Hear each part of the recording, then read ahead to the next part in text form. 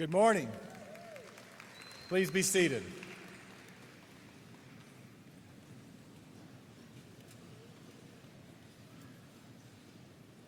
My name is Earl Martin, and it has been my privilege over the past year to serve Gonzaga University as the acting academic vice president and as the dean of the School of Law.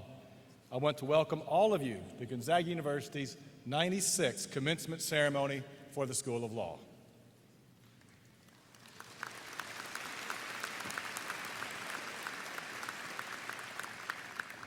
On behalf of the university, I would like to extend a special welcome to the family and friends of our graduates. Many of you have come here from great distances to join the public celebration of these achievements. Commencement is the annual occasion at which the university recognizes the successful completion of years of study by our students and the beginning of a new stage in their lifelong journey. For over a century of Jesuit, Catholic, and humanistic education, the Gonzaga community has welcomed, educated, and conferred degrees upon thousands of students. We are very proud to have been with you, our graduates, on this part of your educational journey and to celebrate this important milestone with you today. Please stand and join Miriam Alflakian, Christian Kerr, Stuart File, and Lindsay Waymeyer as they sing the American National Anthem, followed by the Canadian National Anthem. We ask that you remain standing through the invocation.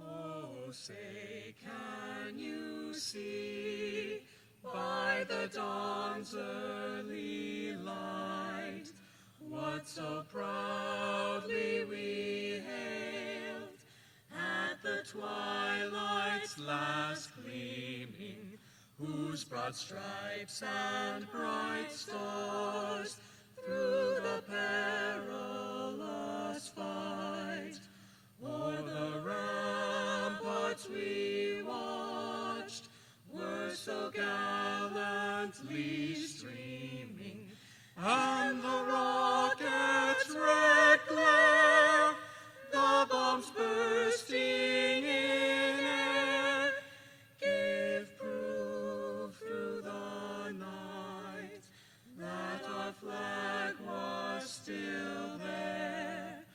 Oh, say does that star-spangled banner yet wave o'er the land of the free and the home of the brave?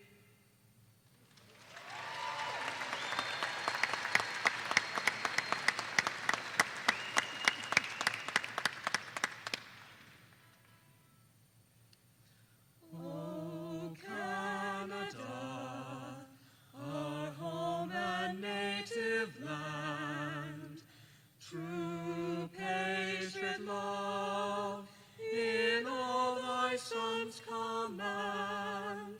With glowing hearts we see thee rise, the true north strong and free. From far and wide, O Canada, we stand on guard for thee. God keep our land glorious and free. O Canada, we stand on guard for thee. O Canada, we stand on guard for thee.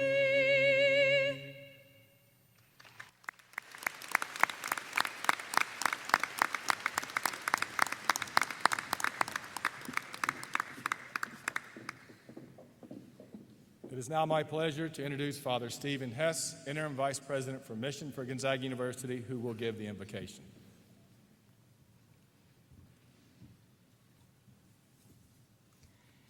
On the second floor of the law school building, there is a portrait of St. Thomas More, who, as most people know, is the patron saint of lawyers.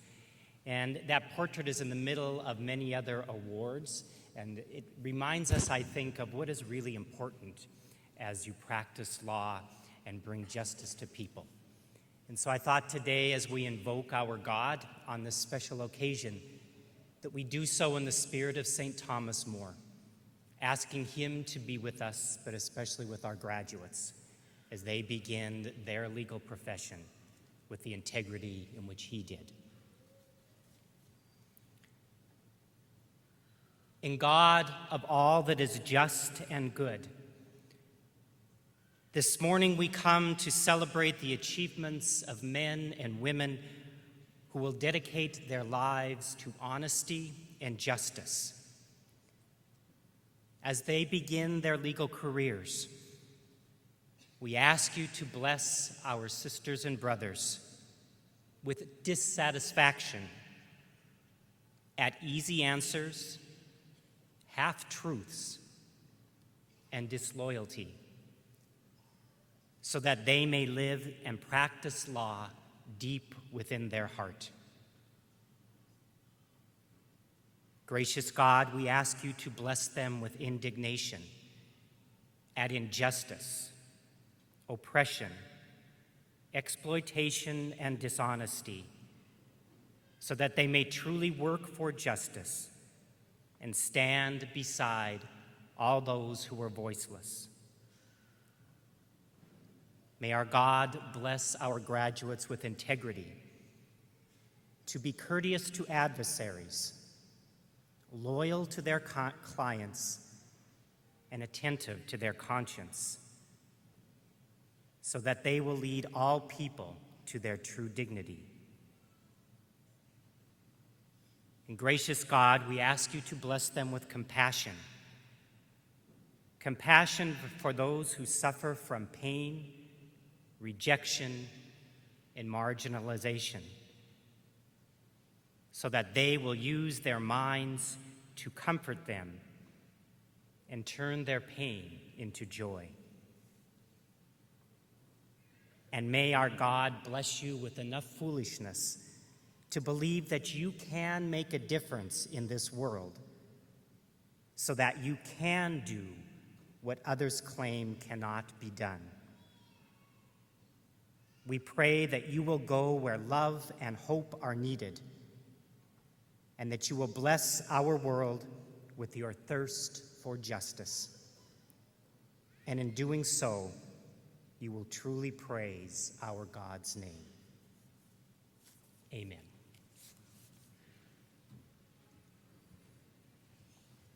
Thank you, Father Hess. Please be seated.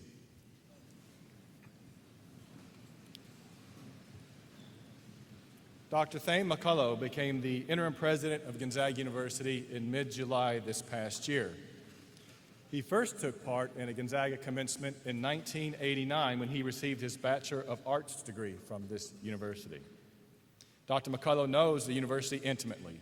Not only wasn't he an undergraduate here, but he was part of the resident life staff, ultimately serving as assistant dean of students. From there, he has served us in many different roles, including Dean of Student Financial Services and Associate Academic Vice President. He has also taught undergraduate students in our psychology department. In 2004, Dr. McCullough became the Vice President of Administration and Planning, and from 2007 to 2009, he served as the interim academic vice president. Dr. McCullough holds a PhD in experimental social psychology from the University of Oxford. We are blessed and proud to have as president a man who knows every facet of this school. I'll bet we'll be able to find him around 7 o'clock in the morning wandering the halls of Catherine Monica when our new freshmen arrive this coming fall. A proud collaborator with the Society of Jesus, he cares, he leads, and he serves. It is now my honor to introduce Dr. Thane McCullough.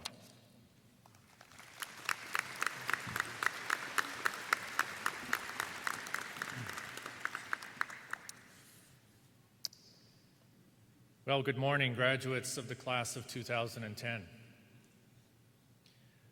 Today is a day of giving thanks and celebration for all of us.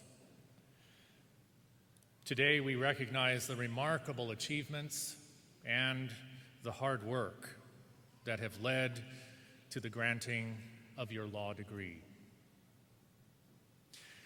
We all know that success in law school is about many things, but it is about two primary factors especially.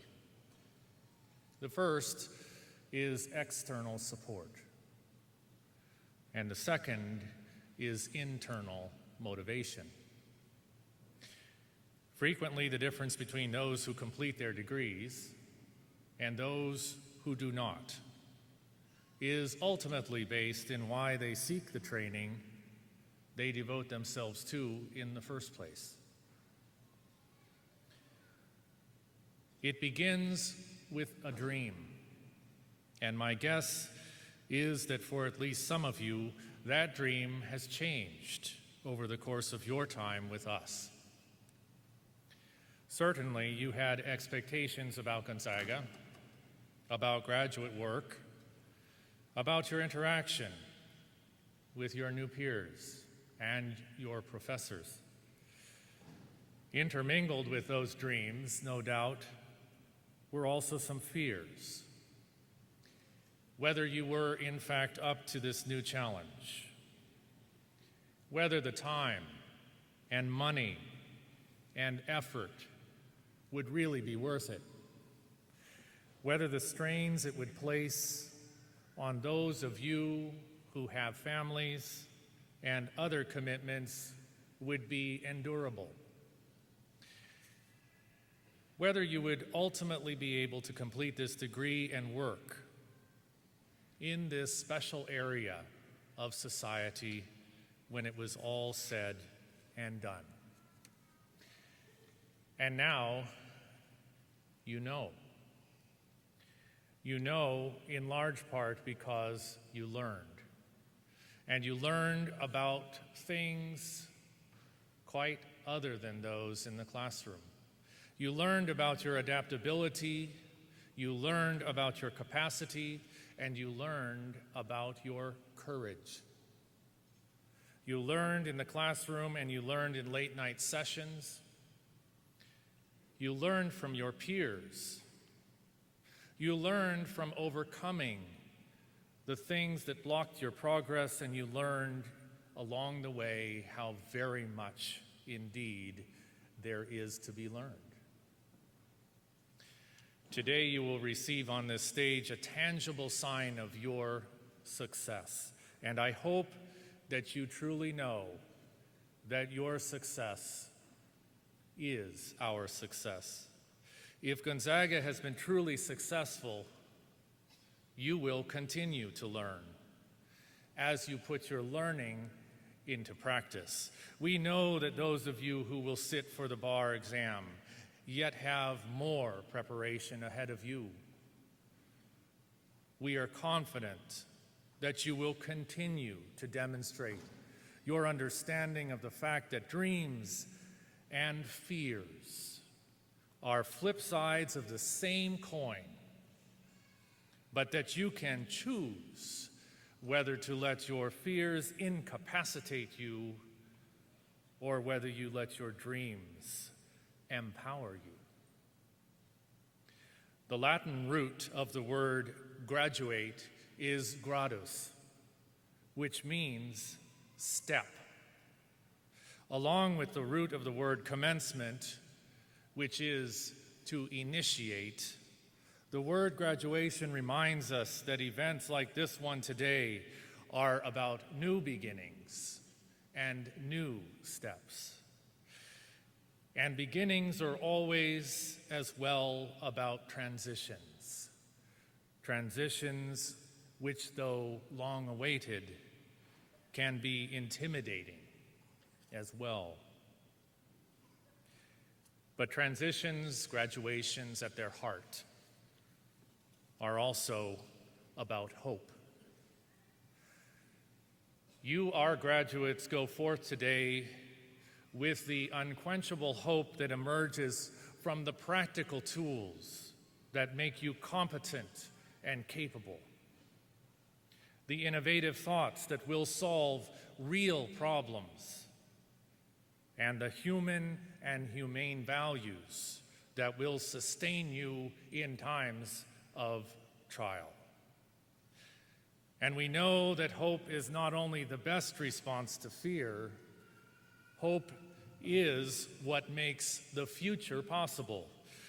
And in a very real way, you, our graduates, through the work you do in your lives, through what you do with your lives, through the uses to which you will put your degree, will define the future we will all experience and share. Today is about hope, and you fill us with hope. My own hope is that if Gonzaga has been successful, you are today more creative and more energized than you were when you began your law program. My own hope is that you have found Gonzaga to be a nurturing and inspiring place for growing your dreams and for giving you the impetus to continue to dream and to act on them. Today is a day of celebration for you and for your family and for your friends, for all of us. But it is a special day of celebration for your faculty. Over the time you have learned with us, they have been your teachers, your advisors, and your mentors. They have observed you, they have listened to you, and they have guided you through exams and papers and projects. They have been there to support and to challenge you in your individual process of discovery.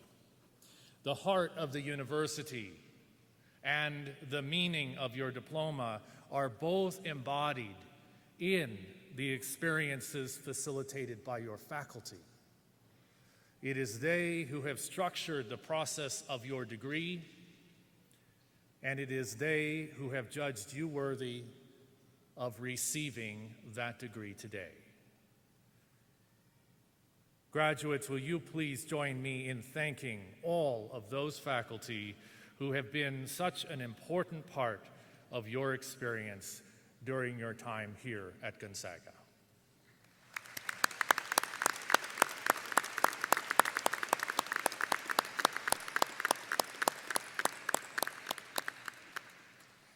As you go forth to put the degree you have earned to good use, I hope you take these thoughts with you.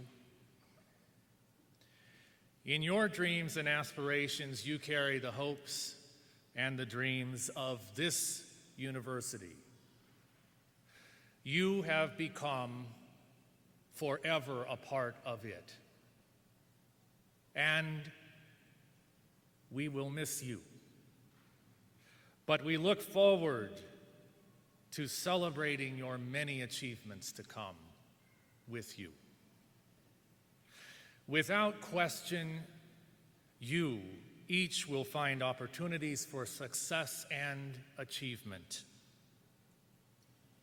Never forget along the way to take time to nourish your heart and nourish your faith along the way. Wherever you go in this life from here, and whatever good works you choose to pursue, know this day that God's Holy Spirit is upon you now and will remain with you forever. You have been a gift to us. You inspire us, and we are grateful to have been with you on this part of your journey. I do want to take just a moment now to thank an individual who has this year made a significant contribution to the life of this university. In the face of an unexpected outcome in our presidential search and in need of strong academic leadership, your dean, without hesitation, agreed to serve as the university's chief academic officer this past year. He has served with resolve and with dedication, and it has been my privilege to have worked with him. It is with great excitement that I look forward to our collaboration in this coming year as he serves as Gonzaga's first executive vice president. At this time, I would like to ask Interim Dean George Critchlow to join me at the podium, and I would like to ask Acting Academic Vice President Earl Marty Martin to join us here as well. This is not a formal part of the program or the agenda, but I wanted to take just a moment to extend our gratitude to Dean Martin for all that he's done for the law school community in the course of the last 5 years. Marty, we have so much respect and gratitude for your work ethic, for your dedication, and your leadership these last 5 years. You've really led the law school into the future. You're responsible for the guidance that's created a very positive and favorable financial picture. You've helped us reform and improve our curriculum. You've helped us introduce exciting new programs and centers. And most importantly, you've advanced the visibility and the reputation of the law school both regionally and nationally. All of this redounds to the benefit of all of the constituents at the law school, especially our graduating students. So thank you so much on behalf of the law school community, and personally I thank you for your support and your guidance to me this last year, and also your deference. We've got a token of appreciation. We have a plaque, and we'd like to present that and read it to you right now.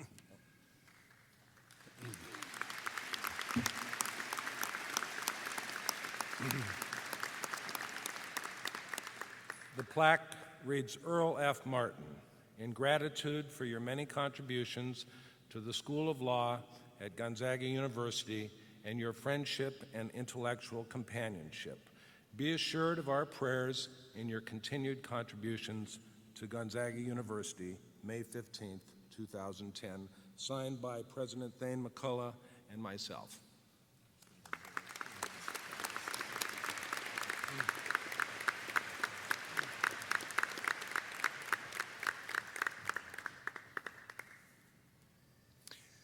To the graduates today, on behalf of the entire Gonzaga community, I wish you all the best and Godspeed. Congratulations.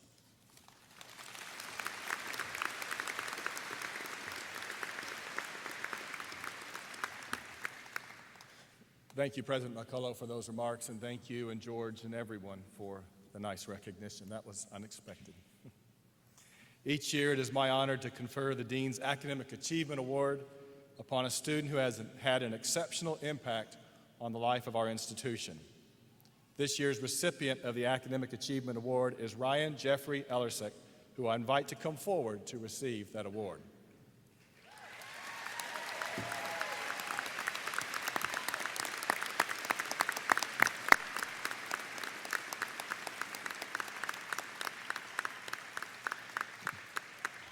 Ryan was born in Portland, Oregon, but grew up here in Spokane.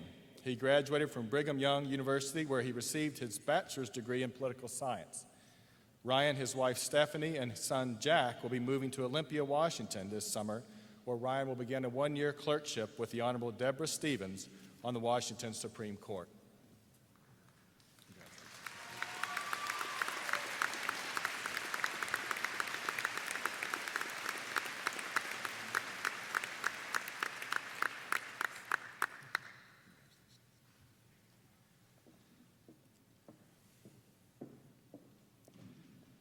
We will now confer the 2010 Gonzaga Law Medal. I would like to ask Dr. McCullough to come to the center of the stage. It is my great privilege to invite Patrick A. Sullivan to please join Dr. McCullough. George Critchlow, Acting Dean of the School of Law and Associate Professor of Law, will read the citation.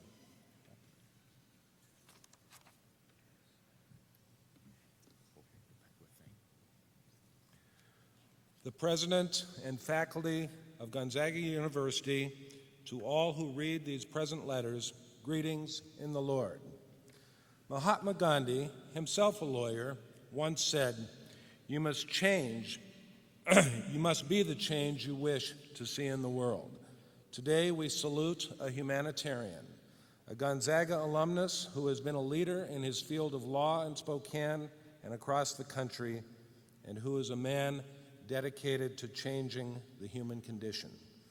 Patrick A. Sullivan is recognized for his professionalism and competence as one of the premier construction law attorneys in the Western United States, and for his lifelong service to the Spokane community and his dedication and work with the poor throughout the world.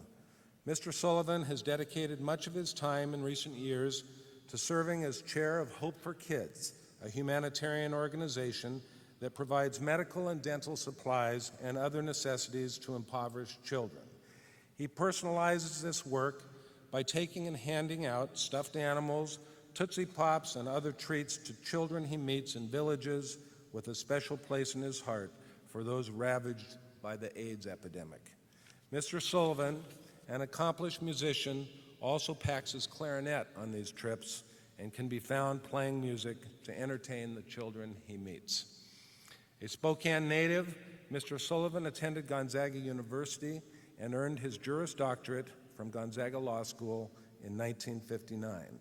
He served as a captain with the U.S. Army Judge Advocate General Corps, and during that time he attended the Judge Advocate School at the University of Virginia, where he specialized in government contracts. He served as Chief Contracts Counsel for the Saturn branch of the Boeing Company in New Orleans, and in 1964 returned to Spokane and joined the law firm of Winston & Cachet, eventually becoming a partner. From 1981 until his retirement in 2002, he served as the firm's president and chair. During these years, he specialized in construction law, both nationally and internationally. He appeared in federal courts in numerous states, including cases in the 2nd, 9th, and 10th Circuit Court of Appeals. Mr. Sullivan has served the law community as the chair of the Washington State Bar Association's Public Procurement and Private Construction sections, the American Bar Association's Public Law Contract section, and Construction Litigation section. He has also served as an arbitrator for the International Chamber of Commerce in Switzerland and as a fellow in the American College of Trial Lawyers. For his loyalty and commitment to Gonzaga University and its School of Law, for his service to the legal community, and for his efforts to alleviate poverty and provide comfort to some of the most vulnerable children on the planet, Gonzaga University this day confers on Patrick A. Sullivan the 2010 Gonzaga Law Medal.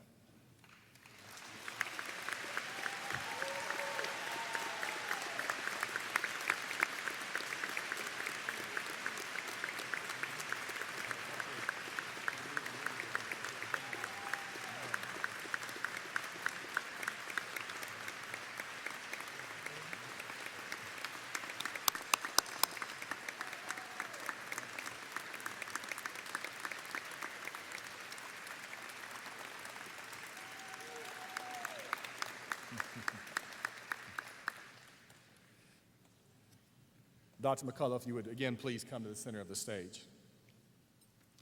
Now it gives me great pleasure to invite the Honorable Richard A. Jones of the United States District Court to join Dr. McCullough at the center of the stage.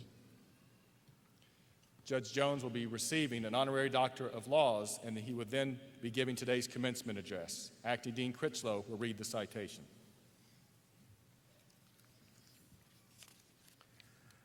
The President and faculty of Gonzaga University, to all who read these present letters, greetings in the Lord. Oliver Wendell Holmes, Jr., Associate Justice of the Supreme Court of the United States and great American jurist, once said, To reach a port, we must sail, sometimes with the wind and sometimes against it. But we must not drift or lie at anchor. Never drifting nor content to lie at anchor, today's honoree rides the seas under full sail. The Honorable Richard A. Jones is a United States District Court judge for the Western District of Washington in Seattle, Washington. Before his appointment to the federal bench in 2007, he served on the King County Superior Court bench for 13 and a half years. Prior to that, he was an assistant United States attorney for the Western District of Washington, an associate in the Seattle law firm of Bogle and Gates, a staff attorney for the Port of Seattle, and a deputy prosecutor and community liaison officer for the King County District Attorney's Office. A Seattle native, Judge Jones received his undergraduate degree in 1972 from Seattle University and his JD in 1975 from the University of Washington School of Law. Judge Jones has presided over a number of high-profile criminal cases while on the state bench, including the prosecution of Gary Leon Ridgway, the so-called Green River serial killer. Judge Jones is a frequent lecturer at educational programs sponsored by the Washington State Bar Association, the King County Bar Association, the Washington State Trial Lawyers Association, and the University of Washington. He has also been an instructor at the U.S. Attorney General's Advocacy Institute, the Executive Office of the U.S. Attorney in Washington, D.C., and the Washington State Judicial College, where he served as dean in 1997 and 1998. He is a faculty member of the National Judicial College. Judge Jones has been involved in many community and civic activities, including youth law forums, the YMCA of Greater Seattle, the Seattle University Board of Regents, the U of W Law School Foundation, and the King TV Community Advisory Forum. He has received numerous awards and honors, including the prestigious Lauren Miller Bar Association Professional Achievement Award in 2001, the Outstanding Judge Award in 2004 from the Washington State Bar Association, and the Seattle University School of Law Access to Justice Institute's Award of Distinction in Public Service in 2006. Judge Jones embodies Gonzaga's values of service, justice, and professional excellence. So it is with great pride that today Gonzaga University honors the widespread contributions to our legal system by Judge Richard A. Jones and bestows upon him the degree of Doctor of Laws, honoris causa.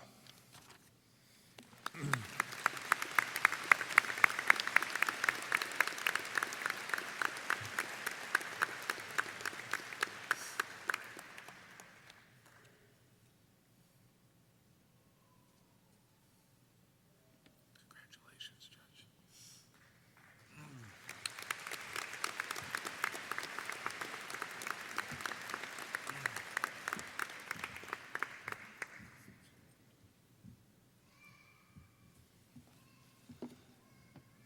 Thank you, Dean Critchlow.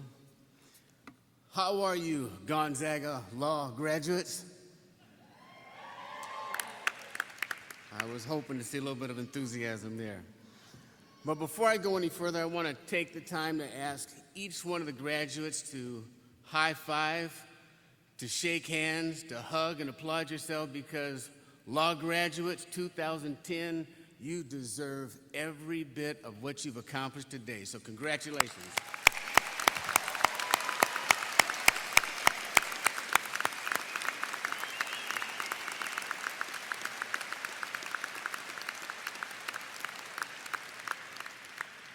I also wish to sincerely thank Gonzaga Law School for inviting me to give the commencement address and for bestowing upon me an honorary degree.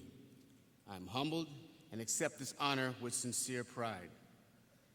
I also wish to extend my deep appreciation to Dean Critchlow and his lovely wife Diane for the hosting that you provided since we've been here, and also to Sherilyn Walden, first-year law student, for her excellent transportation to make sure that we were here safely, and also to Susie Prush for the outstanding work and assistance that you've done in making sure that everything has been taken care of. Now, the joy for me today is twofold. One, I'm extremely proud of every single thing that you've done and what you've accomplished today.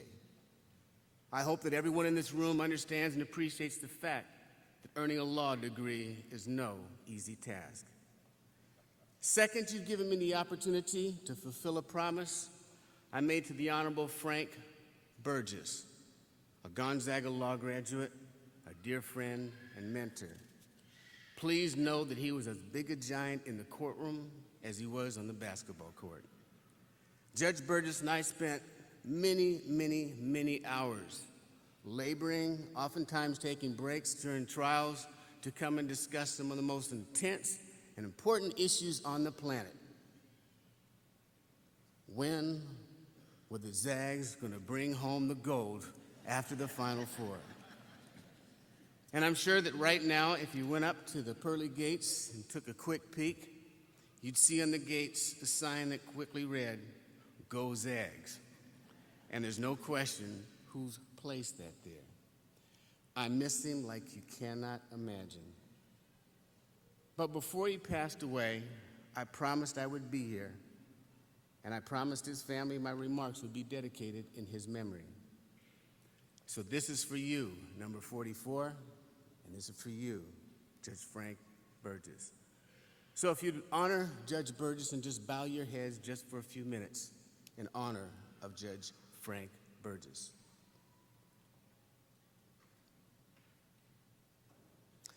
Okay. I also want you to recognize some folks in the crowd who are not graduating, but are clear nominees for the supporting cast roles of the graduates. I'm talking about the mothers, I'm talking about the fathers, the spouses, the children, significant others, family and supporters in the audience. This is your day too. So first of all, would all the parents, spouses, and significant other graduates, would you please stand up right now?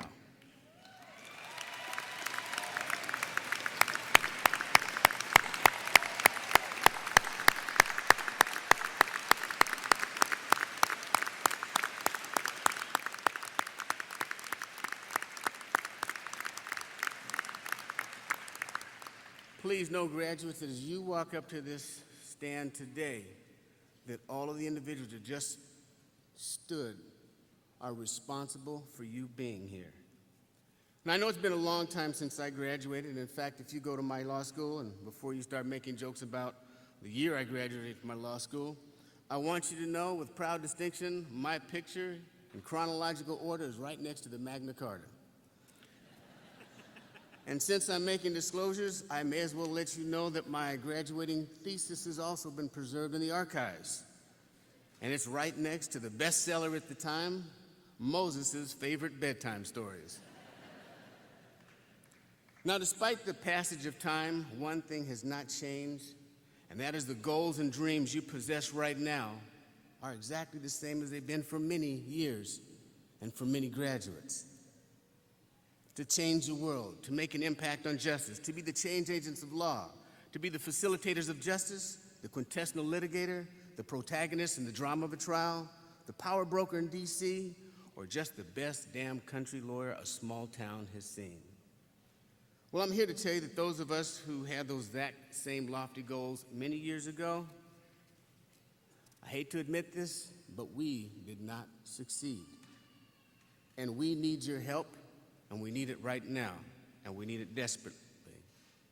You're not a point in your destiny to face Herculean challenges that you may spend the balance of your career trying to remedy. So fasten your legal seatbelts. Your life is about to change. You're about to become lawyers, a title that comes with tremendous responsibility, privilege, and honor. You will soon see that people will respect you and defer to you, even if you don't know jack about the area of law of concern. You will find that to some, the mere fact that you have the title, attorney at law, or counselor immediately places you in the vestibule of supreme intellect on every nuance of the law, a perception that you should be able to pontificate on any issue connected to the law, a belief that you've memorized every RCW and every case going back to Washington 1, which was decided January 15, 1890. And if you don't respond accordingly, you will invariably hear murmurs in the back of that room, what the heck kind of lawyer is he or she? So my immediate advice, don't allow the artificial, ego-inflationary aspect of the title lawyer lead you astray. Rather, do what you've been trained to do as Gonzaga Law graduates. Be the best at what you do. That is what we expect of you. Being the best, however, comes with certain responsibilities.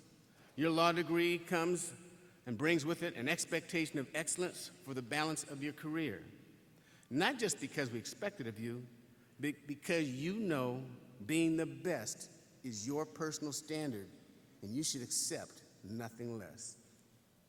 As a trial judge for the past almost 16 years and trial lawyer for 17 years, I've had a bit of opportunity to interact with some of the best lawyers. And some of the best lawyers all seem to have a few things in common: a deep passion for the law, the highest regard for civility in the practice, an unwavering dedication to integrity, and a laser beam focus to commitment. Let me comment on each of these briefly.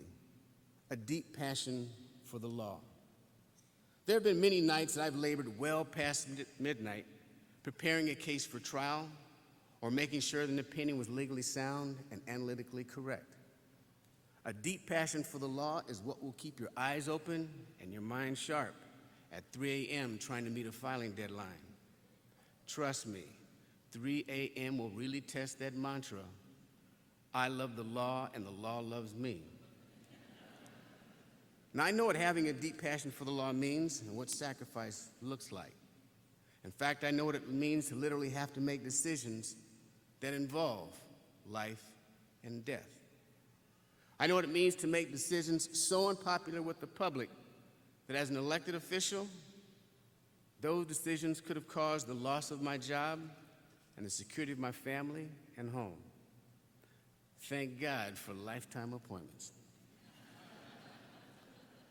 Now, how have I survived? The same way that you will, by having a deep passion for the law when a challenge is laid at your doorstep. Let me give you a visual of what this might look like. Imagine the feelings of the lawyers who volunteered and dedicated countless hours representing the Guantanamo Bay detainees, only to be criticized by top-ranking government officials for being un-American for representing terrorists. Or the public defender who receives death threats for trying to file a last-minute appeal for a death row defendant. Class of 2010, these are just a couple examples of what you might face in your career. Those types of challenges and many others unidentified right now will really test your passion for the law. Now, just remember that giving your best and fulfilling your sworn duty as lawyers will make the sleepless nights and hours of work a small price to pay for the privilege and responsibility that comes with the title of being a lawyer. The highest regard for civility in the practice. If I were to have asked each of you a couple of years ago to raise your right hand and promise not to engage in offensive personalities, you'd have shrieked with laughter and said, "You've got to be kidding." But please know that in just a matter of months after you pass the bar exam and you receive that piece of paper from the Supreme Court of the state of Washington, roll down to paragraph number 7, and that's exactly what it says. I will not engage in offensive personalities. Now, that may cause some disappointment for some of you, but I hope that you can step up to that. And why do we have that condition for becoming a lawyer? Because the most distasteful lawyers are the ones who shout demands, wear disrespect like a badge of courage, and are always the last to extend a courtesy to opposing counsel. Their reputations are well known around the courts, their colleagues, and trust me, the judges. Equally well known are the lawyers that every judge admires and looks forward to their participation in the case. These are the lawyers who place a premium on civility. In other words, they're as much a pleasure to work with across the table as well as on the other side of the bench. Integrity. Heraclitus, the Greek poet and philosopher from the 6th century BC, once said, "The soul is dyed the color of its thoughts. Think only on those things that are in line with your principles and can bear the full light of day." The content of your character is your choice. Day by day, what you choose, what you think, and what you do is who you become. Your integrity is your destiny. It is a light that guides your way. This is a quote that is often referenced by Eagle Crow, one of the White House lawyers prosecuted in the Watergate investigations many years ago. And I've heard Mr. Crow speak several times as he shares his story of being a law graduate 6 months out of law school and having the opportunity to be a White House lawyer, providing legal advice to the President of the United States. He shares his story of being consumed by the power of the office and compromising his values, his ethics, and integrity. He knew the right thing to do, but he chose to do otherwise, and he made integrity the ignored stepsister to justice and common sense. But to his credit, however, he has spent the balance of his career begging lawyers, particularly new lawyers, to let integrity be their destiny. I share this example only as a demonstration of how quickly a law graduate can ascend to incredible power, making critical recommendations and creating policies that can affect an entire nation. In a relatively short period of time, you will find yourselves in positions providing legal advice to some of the biggest firms, to the captains of embassies, and perhaps even the President of the United States. Make sure integrity is your guiding principle. Always remember that integrity is something that you do and demonstrate even when no one is watching. Now, many of you are probably looking up and thinking, that's easy for you to talk about these types of principles. You've got it made. You're a federal judge. And to be honest, I won't disagree with you. But I also want you to know that every level of success that I've achieved has come with a price and challenge. And in every step, integrity has been my guide. And I was never afraid to dream and take risks despite what may have seemed at the time like an insurmountable obstacle. You're also probably thinking that as a federal judge, I must have come from some degree of pedigree, jurisprudential royalty, or long line of legal scholars.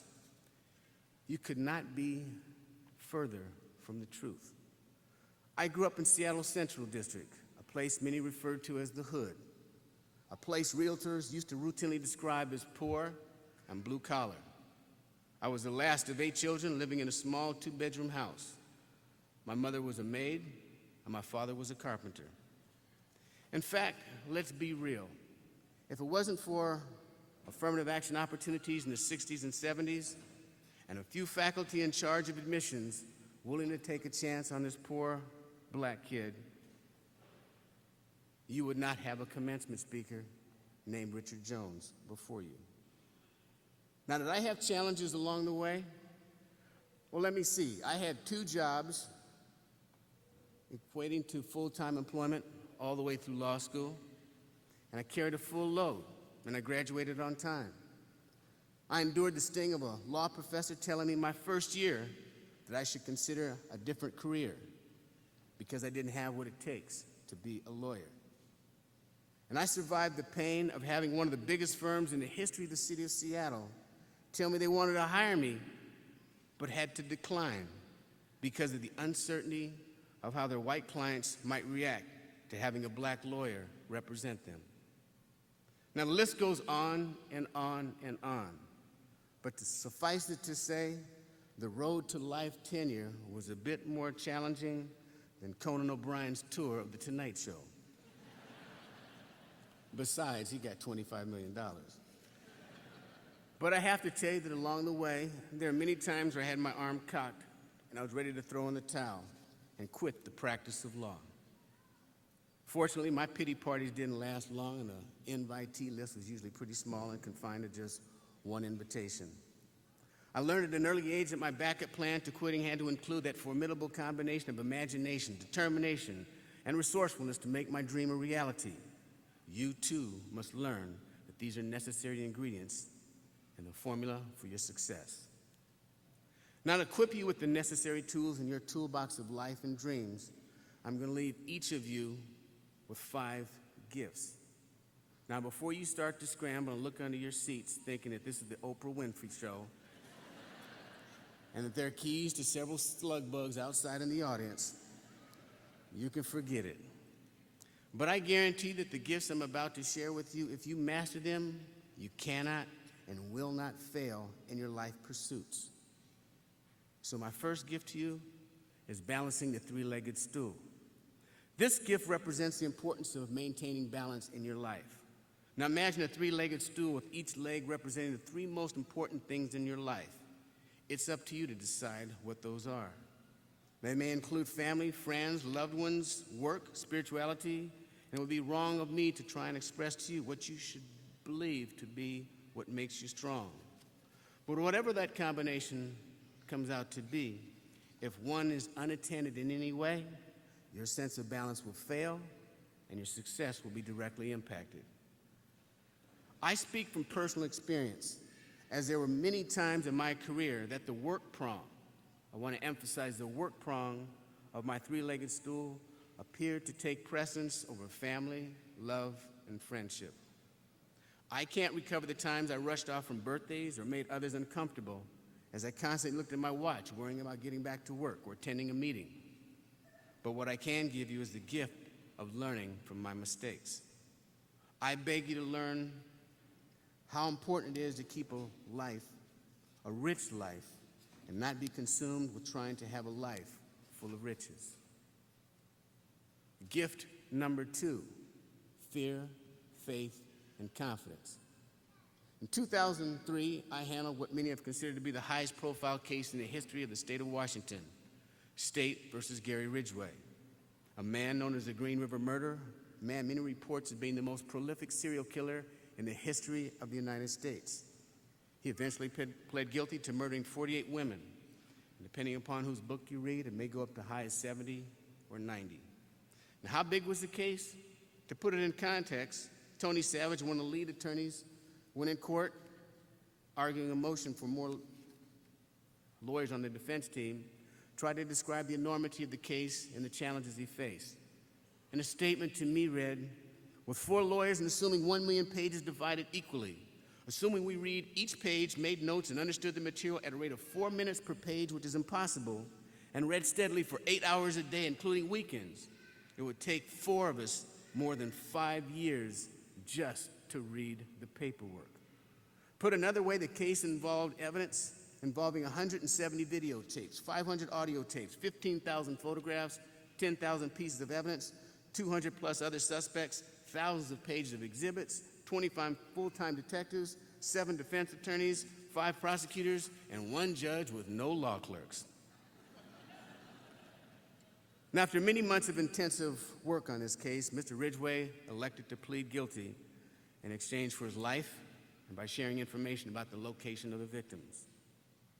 On the day of his sentencing, the courtroom was packed with over 300 family members and victim family supporters sitting in the courtroom. Media representatives from around the planet and satellite connections broadcasting the proceedings live on every major and national, international network. Mr. Ridgway was brought into the courtroom by what appeared to be a small law enforcement officer, an army of small law enforcement officers, fearful that someone would try to attack him or try and disrupt the court proceedings. After the parties had taken their seats, there was an eerie silence and dead calm that took over the courtroom. But you could sense the anxiety of every person in that courtroom.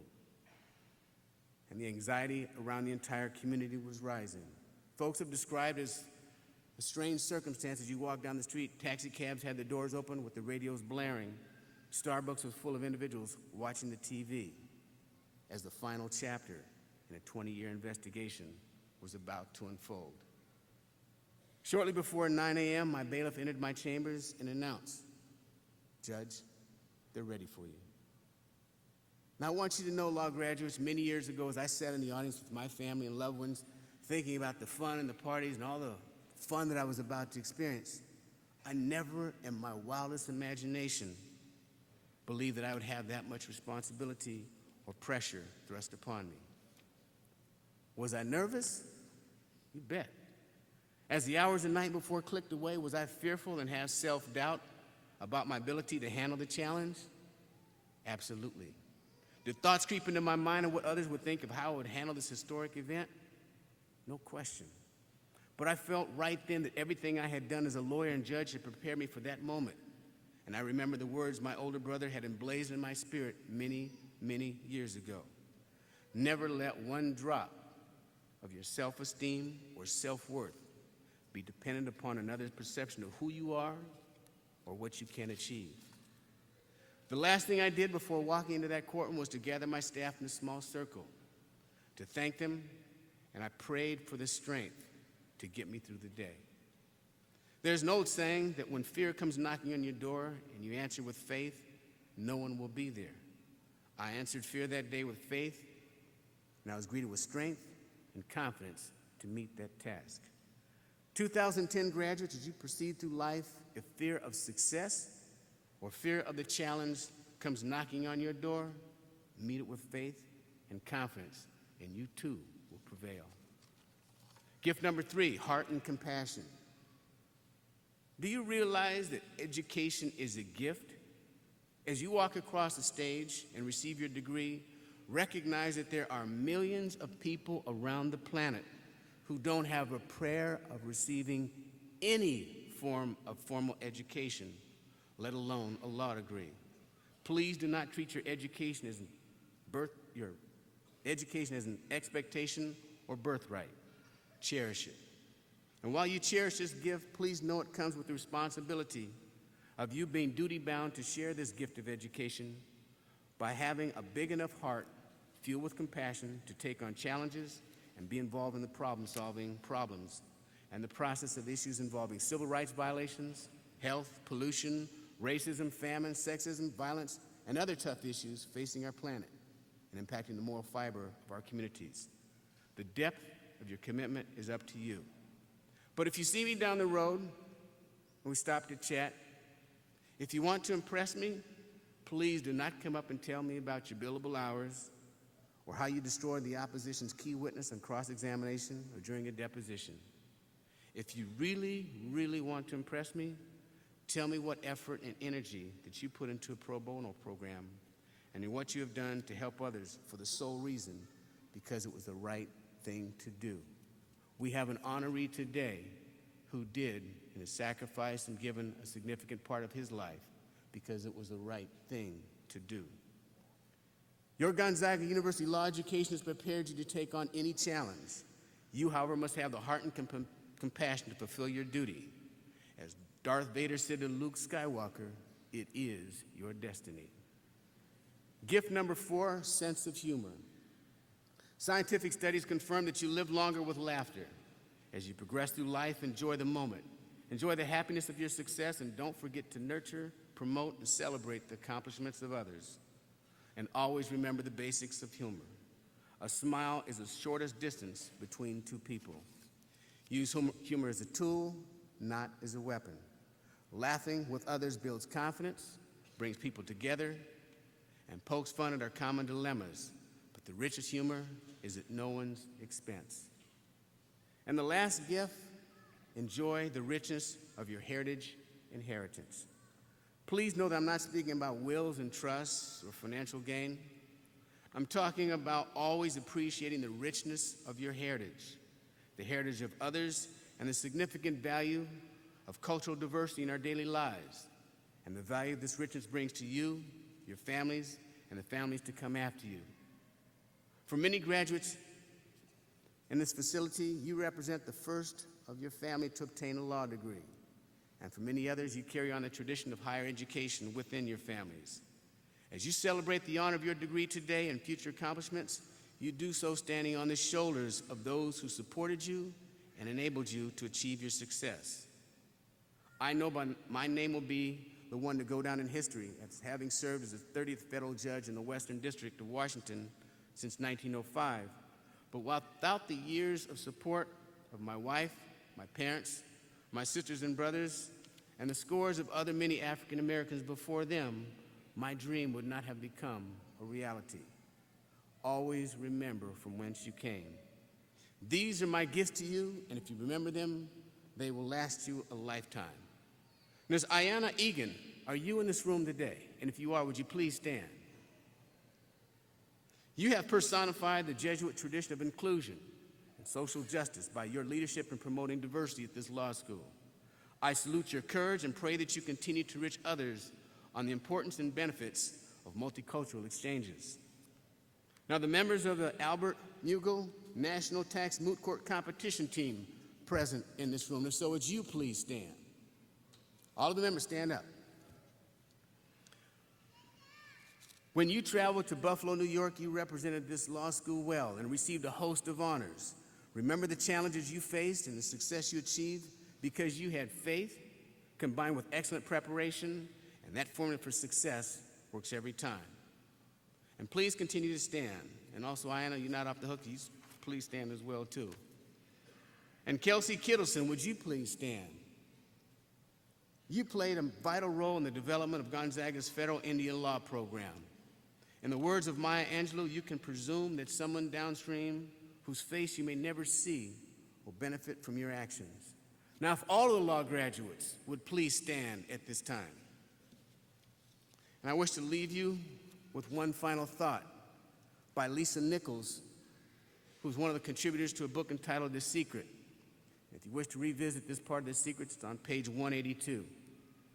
And it reads, "You've come to this juncture in your life merely because something in you kept saying you deserve to be happy. You were born to add something to add value to this world, to simply be something bigger and better than you were yesterday. Every single thing you've been through, every single moment that you've come through were to all prepare you for this moment right now. Imagine what you can do from this day forward with what you know now.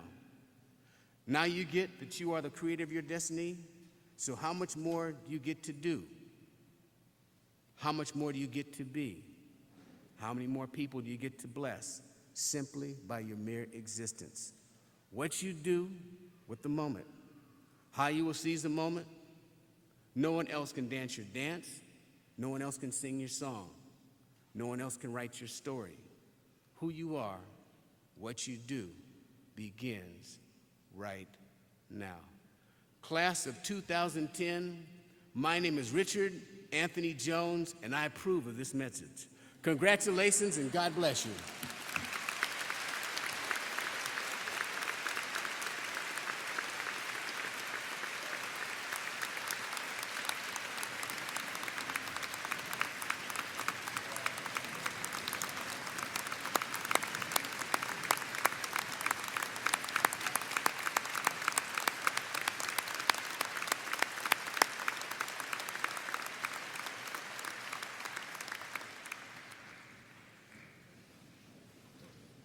Thank you, Judge Jones. I am certain that is a commencement address that our graduates will recall for many years to come.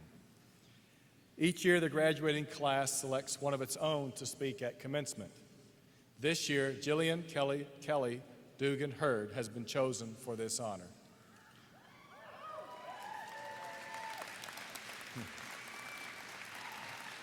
Jillian grew up in Santa Cruz, California. She completed her undergraduate degree at the University of California, San Diego, earning a Bachelor of Arts in Sociology and graduating with honors.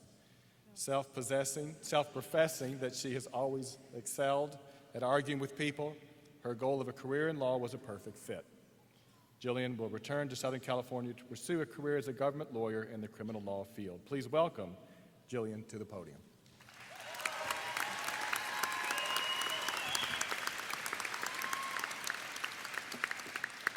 I just want to correct Dean. I'm not graduating with honors. I won't take that away from anybody. Good morning, and please let me be the first to say, it's too early for a graduation. 9:30. I swear if there wasn't mimosas after this, half of us wouldn't have been here on time. But either way, I'm very happy to be before you all today. And most importantly, I'm truly honored to be before my fellow classmates. However, you all made the task of writing this speech absolutely terrifying. Now, most graduation speeches I've heard talk about the future and opportunities. But at this point, that'd be a pretty short speech because I don't know what's going to happen. Most of us in the next couple months will be taking a bar, and then some of us will have jobs, and then some of us will be experiencing the perks of unemployment for a little while. But to keep with an optimistic theme, you will get a job. It may not be with JAG or a clerkship in the middle of Nevada or Alaska, but you will. And I know this because you're here today. This time 3 years ago, what were we all doing? We were deciding whether we were going to come to Gonzaga. Some of us were ready, and some of us were not. I wasn't, and frankly, I was regretting that I even applied to law school. I remember I was so hell-bent on not going to law school, I tried to convince my mom that I would be better suited to be an actor and go to acting school. Yeah, duh, Mom. Hollywood's always looking for a wide-shouldered, slightly plump, big-boned, deep-voiced female lead. In which my mom hesitantly replied, well, JK, law school utilizes a lot of the same skills, but it has better job security. As subtle as her intentions were, I thought she might have a point. And now, I have no job security, and a lot of debt. But somehow, moms are always right. You gotta hand it to her. And now that I'm about to graduate from law school, which I didn't even want to go to in the first place, I have the same feeling. I don't want to go. I'm just not ready to graduate. I'm not ready to stop being a student. I am ready to stop studying for finals and late nights of reading, but school is awesome. It's so much fun. I've had more fun in law school than I ever thought I would. My expectations when I came to law school was that I couldn't have any friends because I had to work really hard and study all the time. And yes, that was true for the first 2 weeks. And then I realized I can do this and I can have fun. And we did have some fun, most of which is documented and tagged on Facebook, courtesy of Sean Nyberg and Brittany Pitcher. But whether it was going on the cool bus, or having a Wednesday fun day at Jack and Dan's, or participating in one of 3 Flip Cup championships, I think some of us will be spending more on interest on our student loans for our beverage consumption than we did on law books. Or whether it was continually beating up on undergrads in intramural sports, nobody kicked more butt or wore more Under Armour than the Marmots. Bo, Shay, Levi, Tyson, Mr. Lemon, and the rest of you all, thanks for giving the undergrads one more reason to hate us. Or whether it was participating in some of Spokane's finest cultural activities, such as monster truck rallies and bull riding competitions. There were auctions and poker tournaments, to variety show fundraisers at Dempsey's Brass Rail. Or whether it was just ending the year with a pants-dropping good time at Heidelberg. Now, I don't mean to make it sound like it was all fun, because it wasn't, and we did have to work extremely hard. Because if you didn't know how to work hard, we wouldn't have made it past our first year. And if you didn't know how to manage your time, you would have never made it past your second year. And if you didn't know how to get by without reading, you wouldn't have made it past your third year. But joking aside, this is what ties us all together. We came here from different backgrounds, different geographic places, cultures, traditions, religions, and families. We're all thrown into this sink-or-swim environment. And again, we all got here today in many different ways. But regardless, you are all here, and we're all here together. And this is a big deal, because it's the one thing we have in common, that we survived. We survived Joinder exams, Holland's Prada shoes, and wacky multiple-choice tests. We survived Professor Roosh continually asking us why, even though she knew darn well we had no idea. We survived Professor Williams and Stepanuk's Socratic onslaught. We survived Meredith Olson attempting to burn down the law school with a microwavable pizza. We survived balancing our time between our kids while also getting decent grades. And actually, I have no idea how you did that, because I could barely take care of myself, much less a family. We survived having classes with Ryan Ellersick, who received the Dean's Academic Medal today. Ryan, just so you know, This class' future bragging rights is kind of dependent on you, so no pressure, but please don't let us down. Some of us survived by eating microwavable chili at 7:45 a.m. just to sustain yourself through the next hour of class. We survived Dean Skloot's continually changing alcohol policy. Really? A banquet permit? Is that necessary? We also survived by relieving stress in many different ways, including sword fighting off the back patio. No, not illegal with the proper permits. Just ask Stuart File, our fellow classmate, resident ninja. In all seriousness, we probably did survive because of someone sitting in the audience today. And I'll be the first to admit, law students are a difficult bunch of people to deal with. And I know that I would not have survived without the love and support of my family and wife. So to all of you that dealt with our crazy schedules, mood swings, and legal talk that now supplants regular conversation, thank you.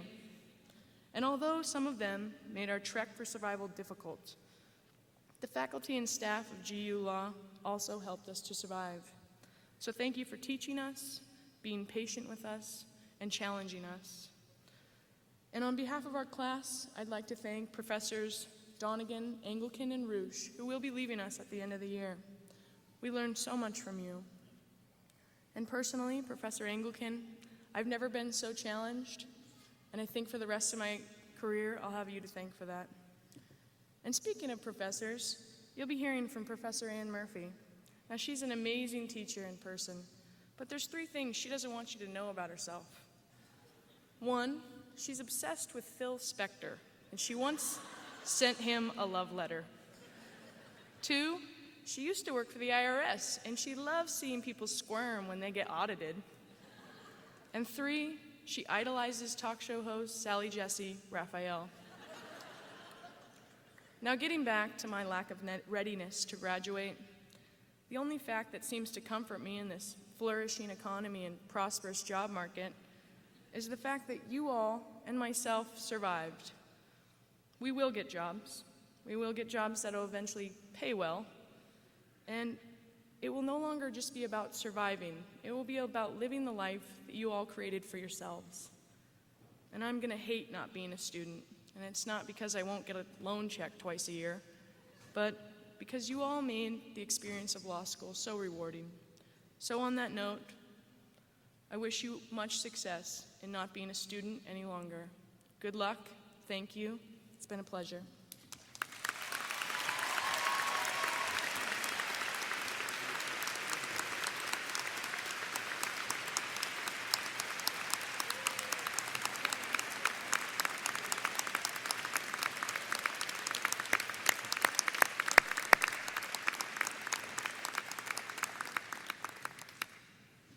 Thank you, Jillian. Another wonderful address, and they've set the bar quite high for you. The members of the class of 2010 have selected one of their faculty members to address the class today, and as you've heard, that is Associate Professor Ann Murphy. Professor Murphy graduated from Western Illinois University in 1979 with a Bachelor of Arts degree in Law Enforcement Administration and received her master's from the same institution in 1980, where she majored in economics. She then went on to earn her JD degree from Chicago's DePaul University College of Law in 1985. Professor Murphy joined Gonzaga School of Law in 2002, where she spends an awful lot of her time instructing our students on the finer points of tax law. Professor Murphy spent the 2007-08 academic year in China as a Fulbright Scholar. Please welcome Professor Ann Murphy to the podium.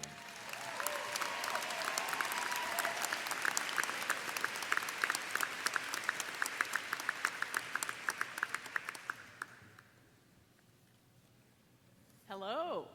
Jillian, I'm going to kill you. You set the bar way too high.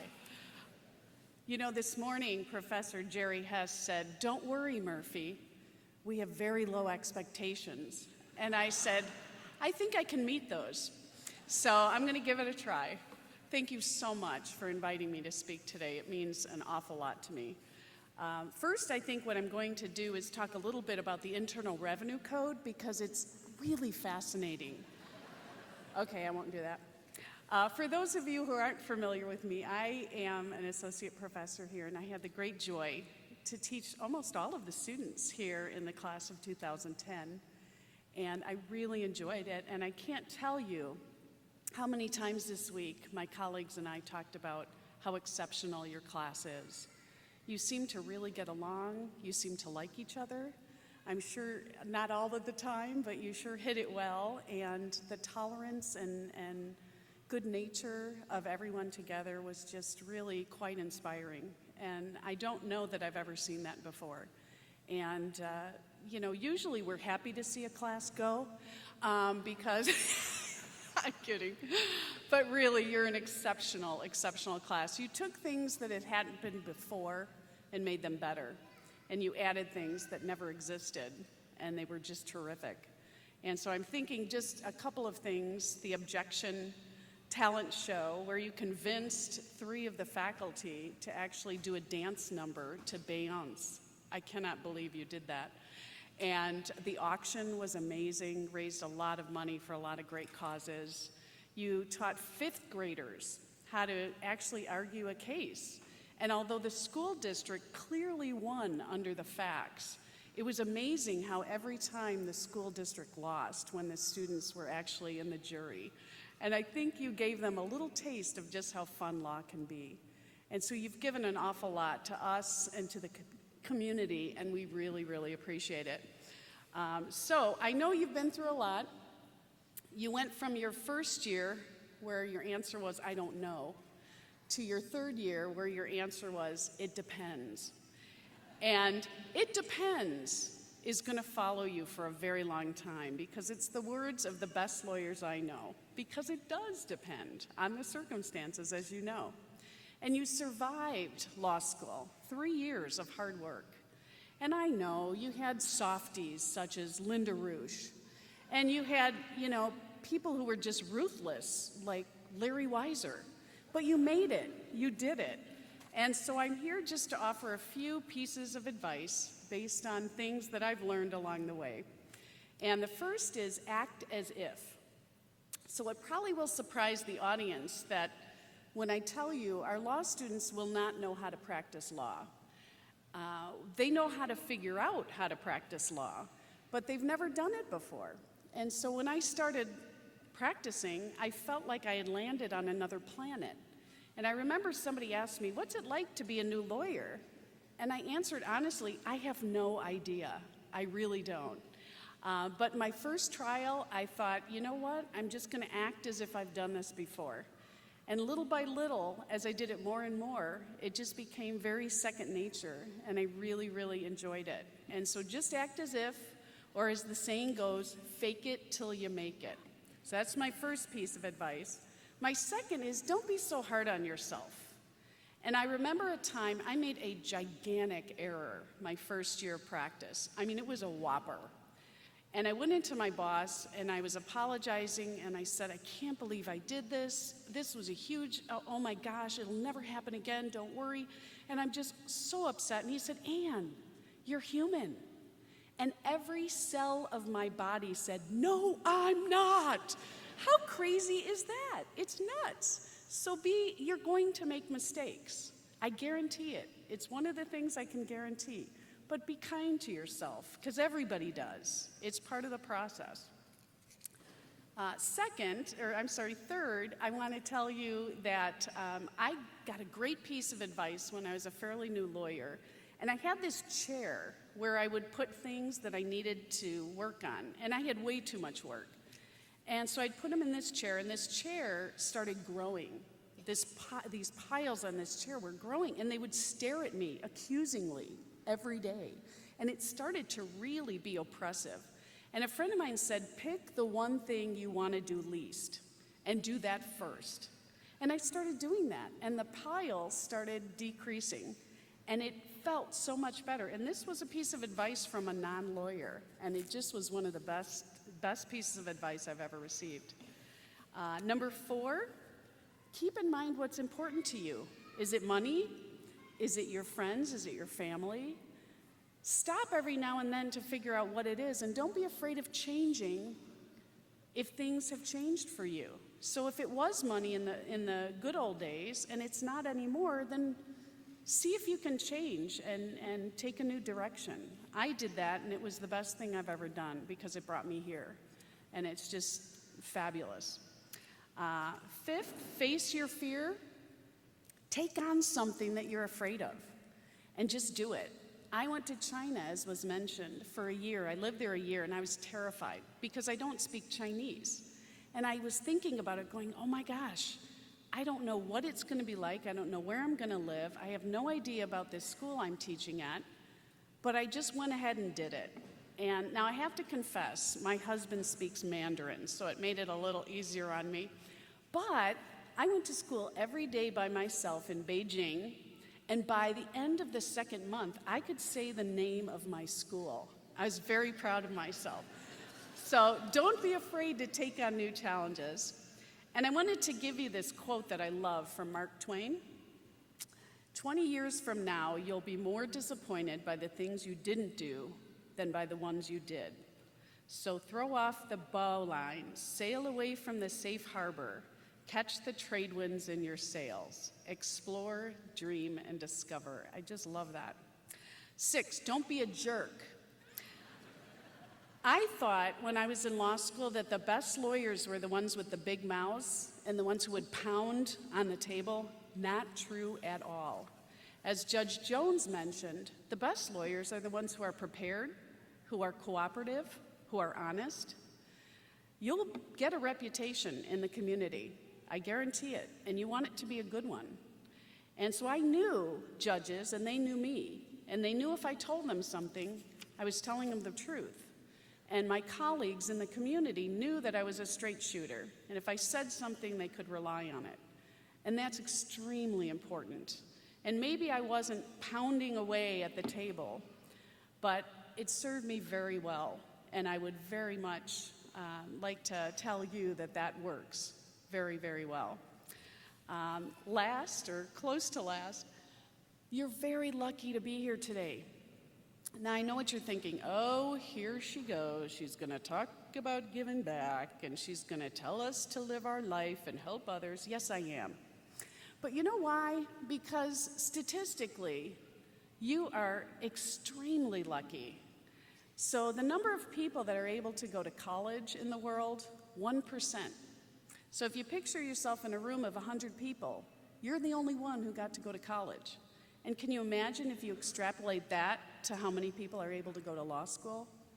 You're extremely lucky. You've been given a gift. Most of you were born in this country, into the wealthiest country in the world. Most of you, all of you, you wouldn't be here if you weren't smart. And you know why you're smart? Because your parents were smart. And you know why they're smart? Because their parents were smart. 70% of intellect is acquired from inheritance.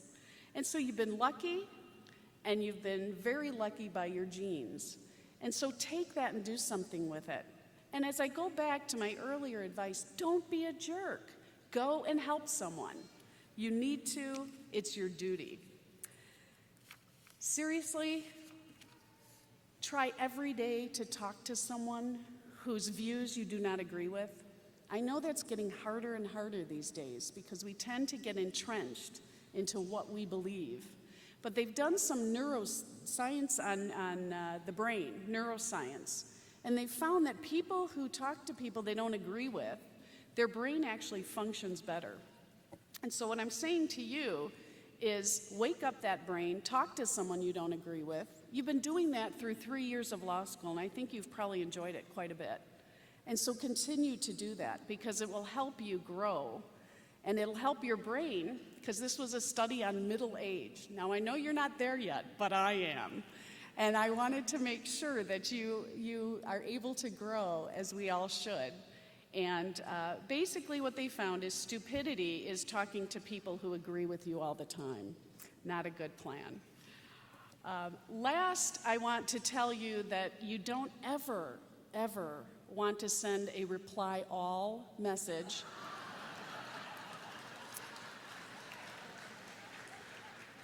to a sitting Supreme Court justice.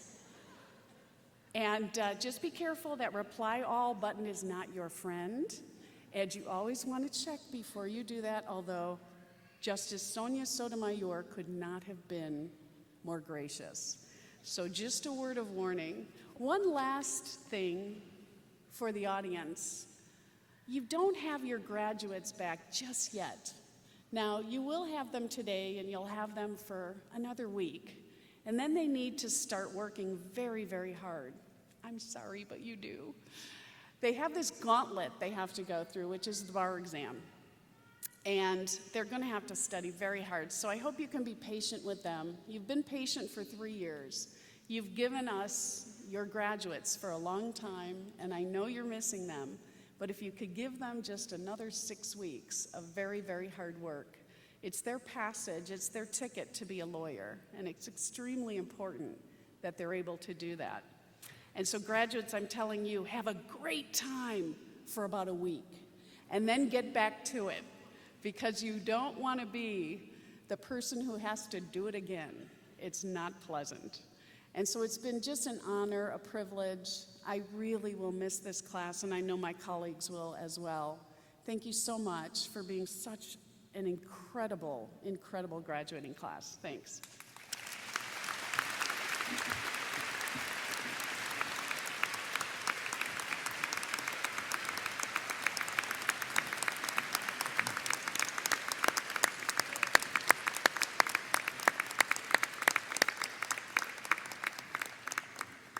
Thank you, Professor Murphy. You certainly met the challenge. We're going to pause for just a few moments as our graduates begin to make their way to the platform.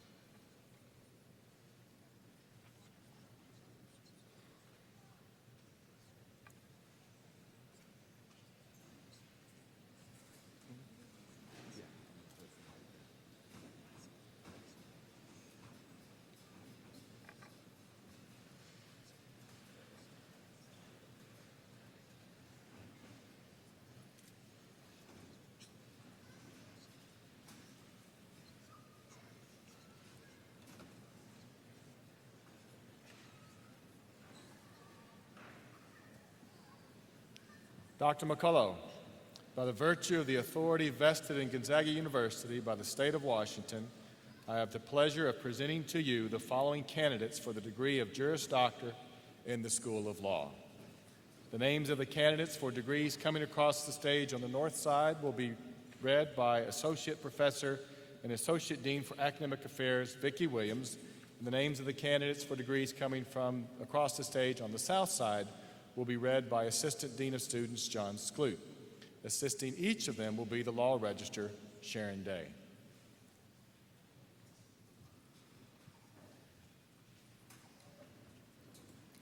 Daniel Paul Villa Abeta. Levi Scott Adams. Miriam J. Aflakian.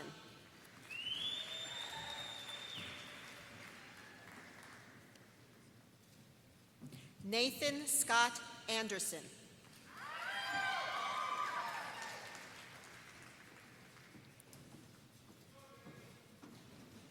Ryan J. Armentrout.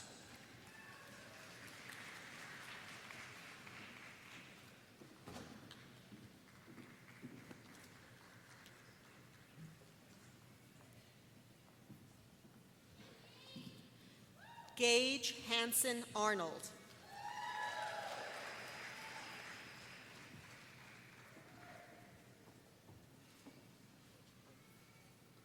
Elizabeth Annalise Arwood, cum laude, JD, MBA.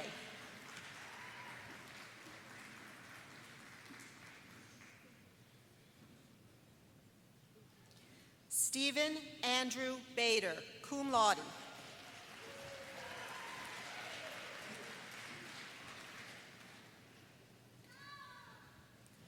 Ashley Nicole Bannon.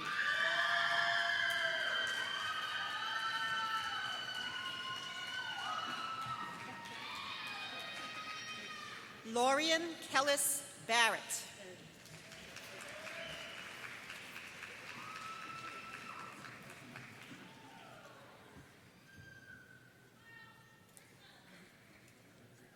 Brian John Bean.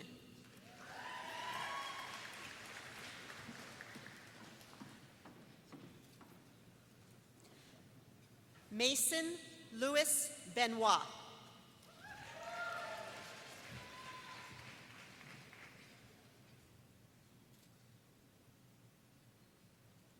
Gilbretta Diane Boardman.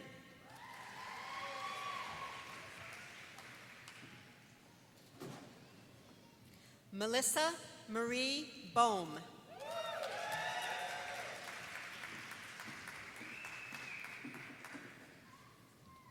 Michael Glenn Bradford, magna cum laude.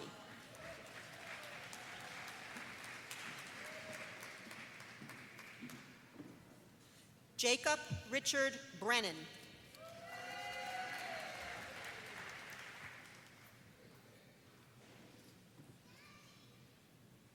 Ross Dean Britton.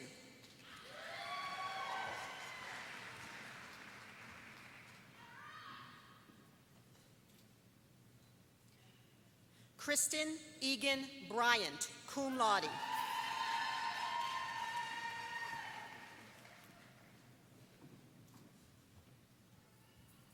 Nicole Lynn Bukowski.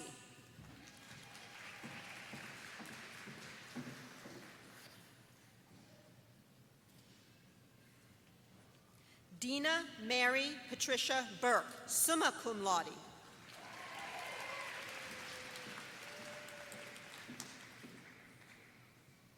Jennifer Marie Beiske, summa cum laude.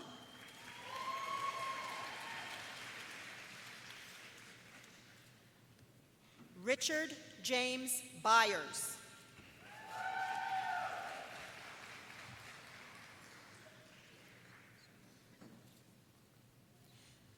Joseph James Canfield, cum laude.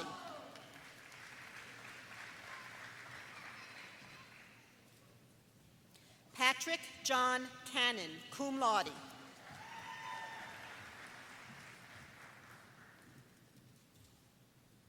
Megan Danielle Card, cum laude.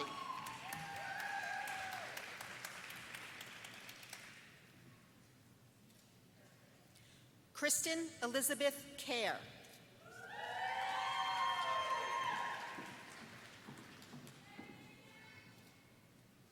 Christopher Scott Carlisle.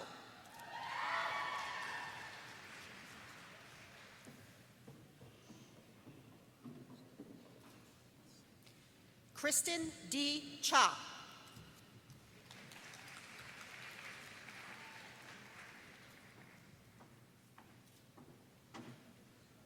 Brian William Chinchar, Second Lieutenant, U.S. Army Judge Advocate General, cum laude.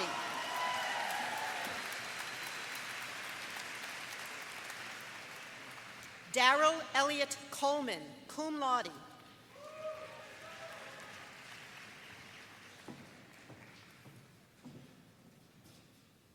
Joshua Brent Cook, cum laude.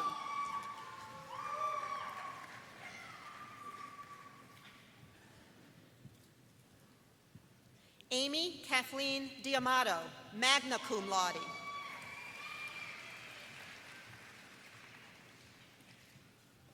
Jennifer Lynn Duzat, cum laude.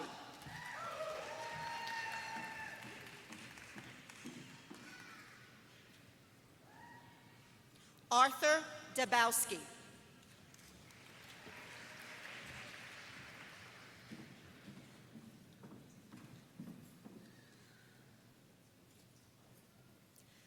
Kelby J. Durenick.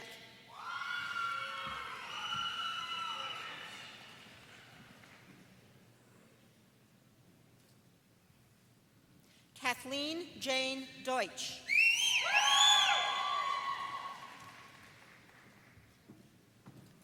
Tyson James Dobbs, cum laude.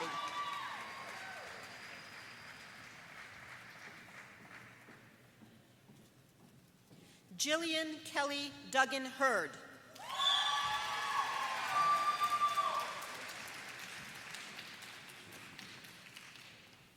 Gregory Kyle Duncan, cum laude.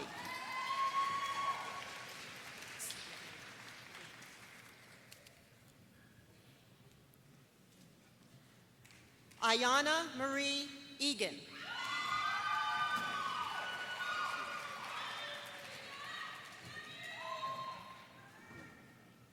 Sineva Marie Larson Edwards.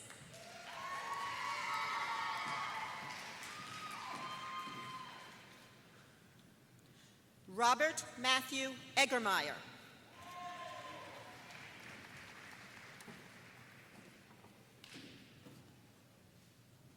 Megan Claire Eichsenberger.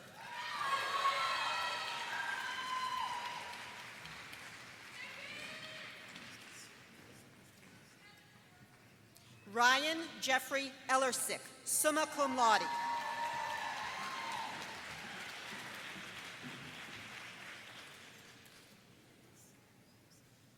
Richard Daniel Ellie.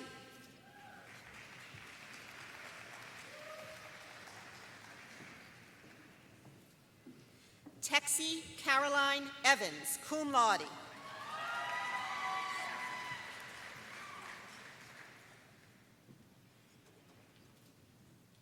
Stuart Dean File.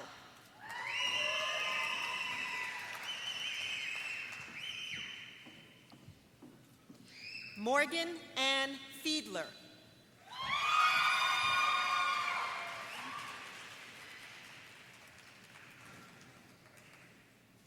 Scott Allen Flagey.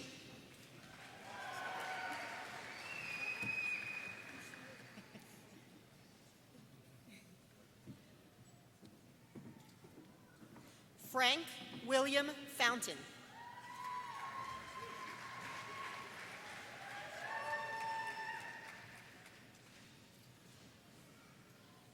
Jordan Michael Frakes, cum laude.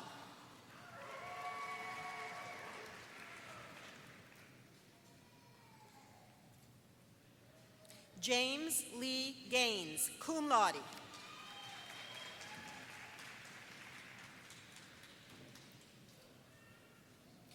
Ryan Chris Gardner.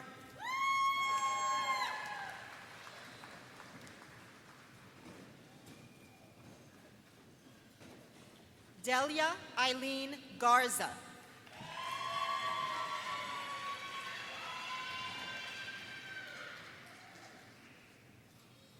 Jeffrey Ryan Gates.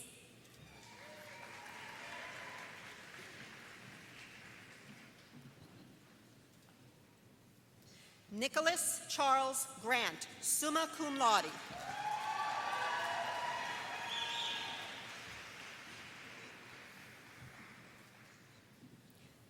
Jason M. Gray, magna cum laude.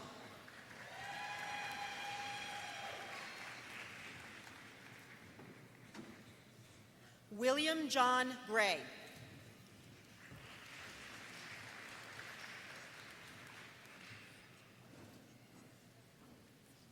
Robert J. Green.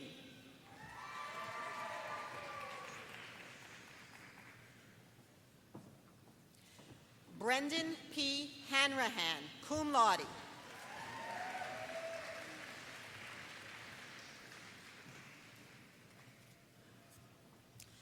Charles C. Hallberg, J.D., MBA.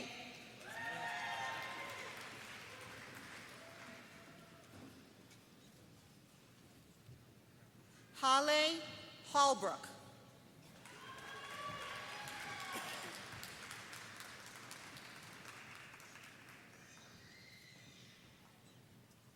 Brian John Holleran, cum laude.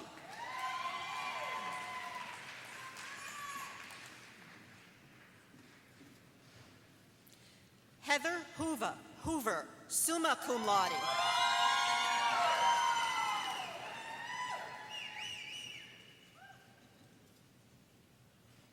Brooke Howard.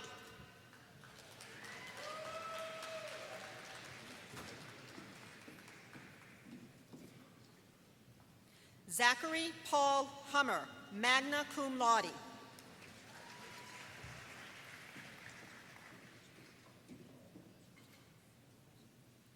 Bo H. Yausi, J.D., MBA.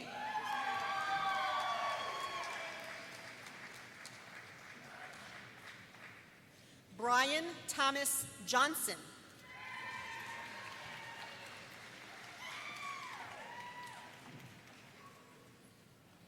John Clinton Julian.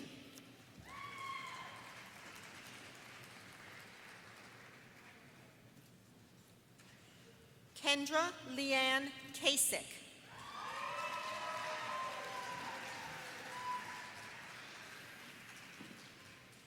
Stacy Renee Kickler, cum laude.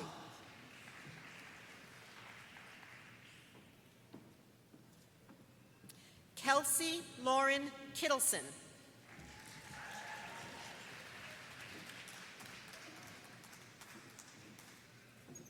Stephanie Renee Krebs, cum laude.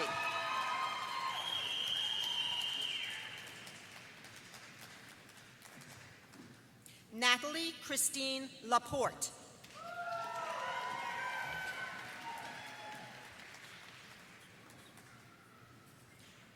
First Lieutenant Nicholas Jason Larson, cum laude, Judge Advocate with the 101st Airborne Division.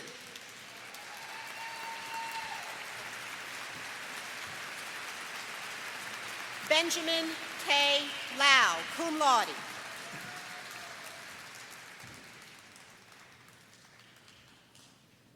Andrew Din Lawhorn.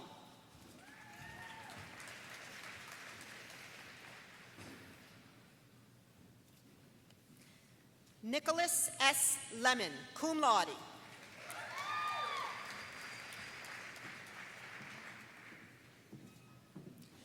Christopher Chung Leung.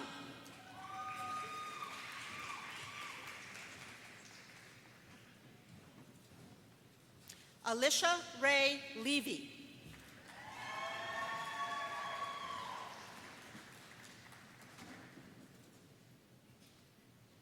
David Michael Lewandowski, J.D., MBA, cum laude.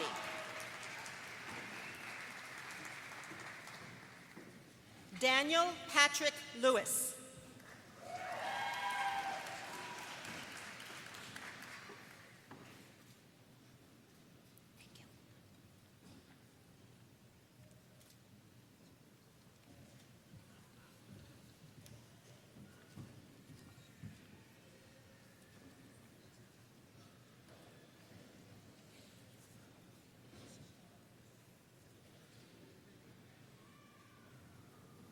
Megan Kathleen Lieber.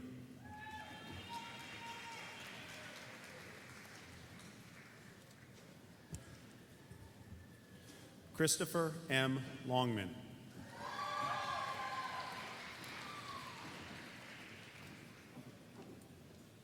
Carla Tennyson Lord.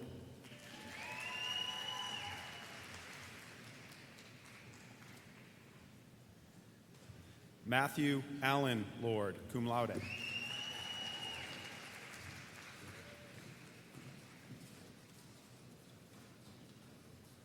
Christopher Arley Lurs, JD MBA.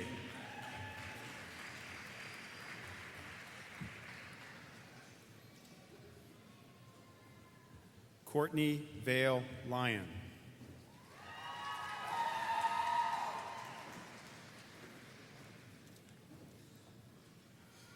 Bryce Jason McKee.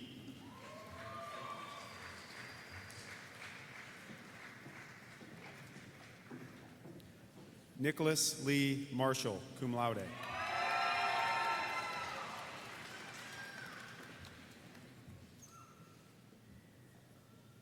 Philip Amon Matthews.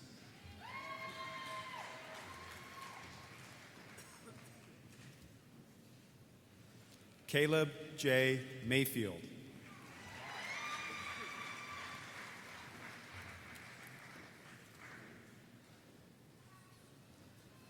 Sky Aubrey McCullough, cum laude.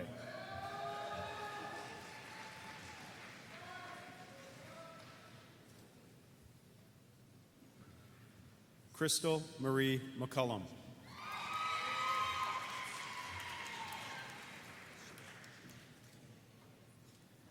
Angela Christine McIntyre.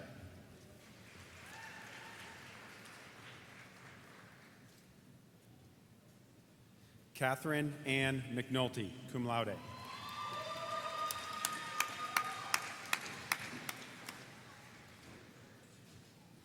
Patrick William McNulty, summa cum laude.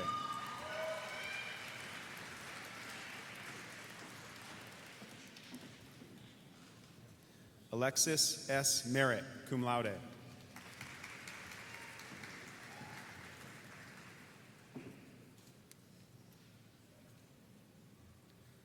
Laura Elizabeth Miller, cum laude.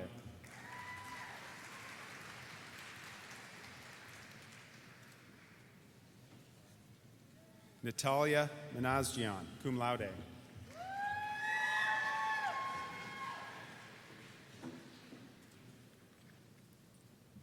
Abigail Jaquette Moran, cum laude.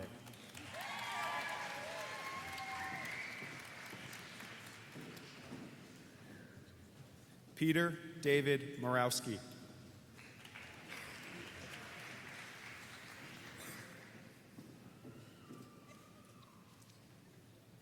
Shaughnessy Patrick Murphy, cum laude.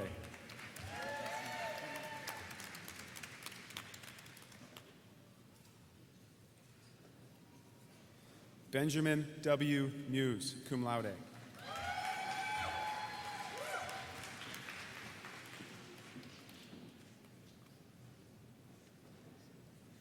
Timothy J. Nault, magna cum laude.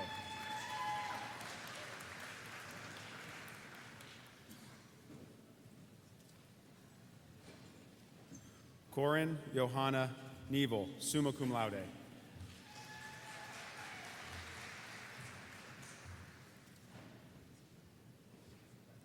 Taylor North.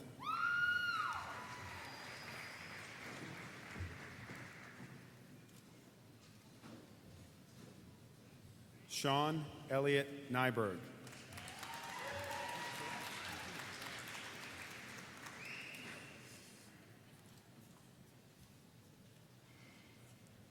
Seamus Todd O'Doherty, magna cum laude.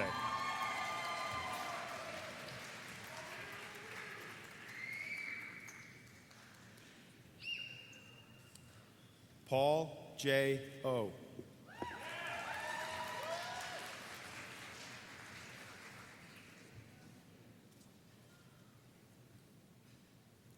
Eric Roger Olson, magna cum laude.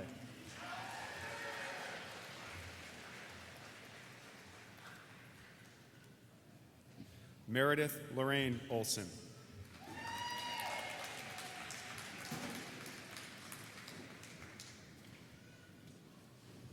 David A. Peterson, cum laude.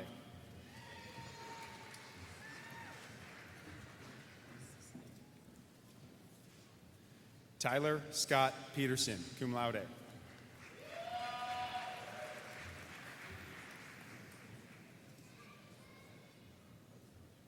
Aaron Christian Peterson.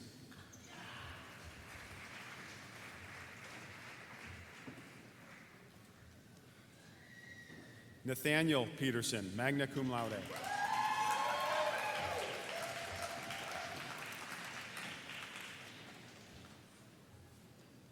Brittany Jean Pitcher.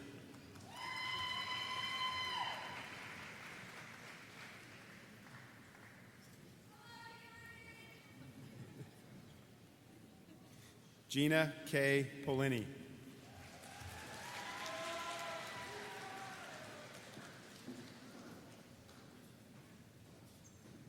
Jacqueline Grace Porter.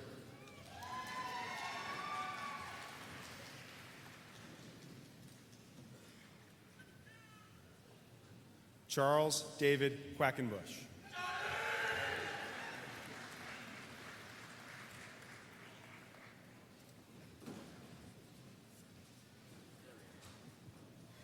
Amy Rochelle Racine, cum laude.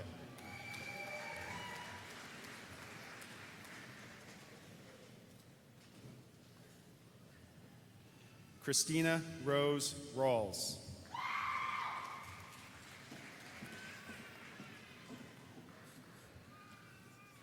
Martha Teresa Roletto, magna cum laude.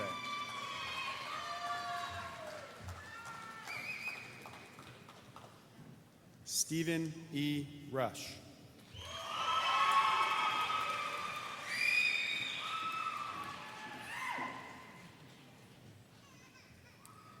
Jennifer Catherine Sachs, cum laude.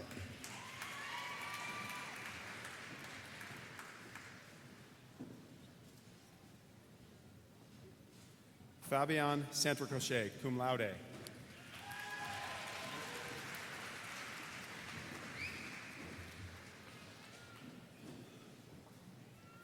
Nikul Shaw, cum laude.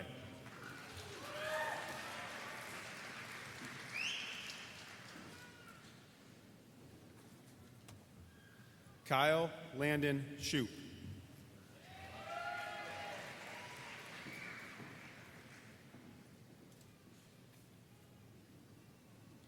Erica W. Sims.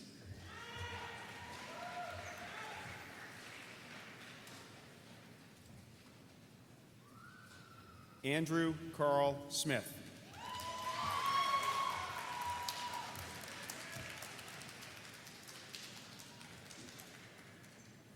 Samuel John Sorensen, cum laude.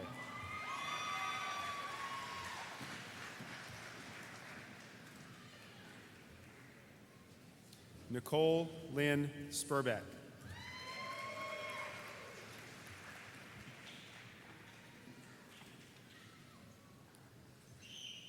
Abigail Zoe Stagers.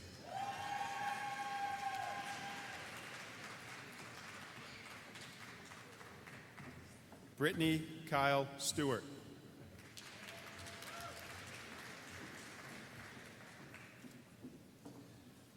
Melissa Diane Stone, cum laude.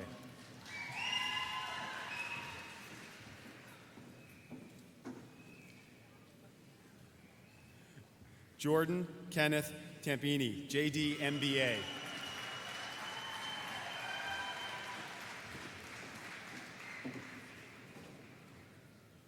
Alan Curtis Taylor, cum laude.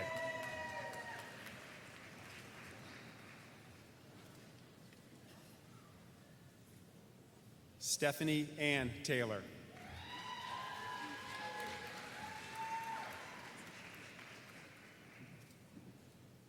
Elizabeth Rebecca Torino, cum laude.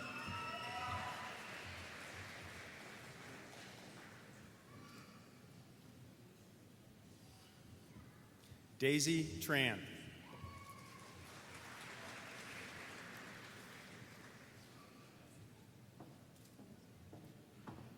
Michelle Tobin Trombley, cum laude.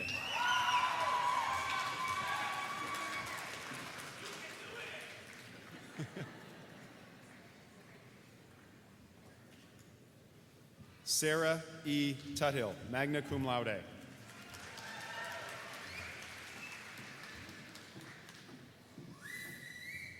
Amy Beth Ulmer, magna cum laude.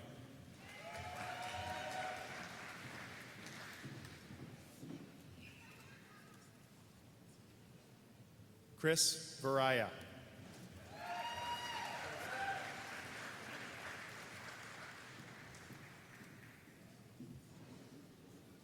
Jessie Leanne Voigt.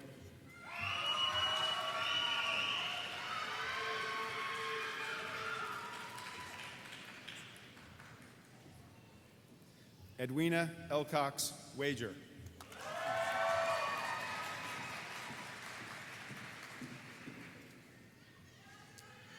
Joseph Mark Wager, Jr.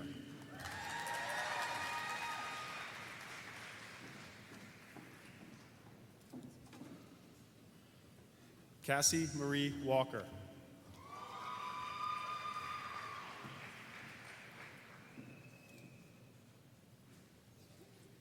Patrick John Walsh, cum laude.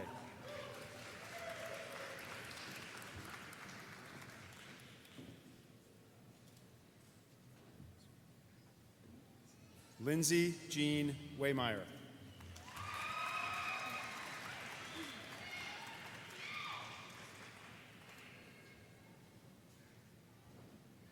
Shay Landon Wells.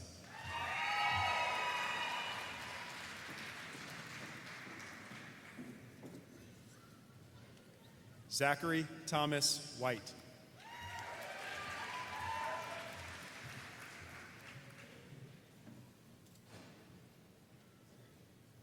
Brad Lee Burton Wilkin.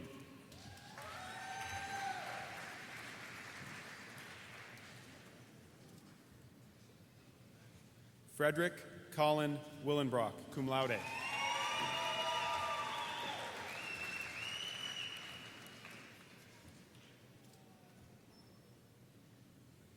Kimberly Renee Williams.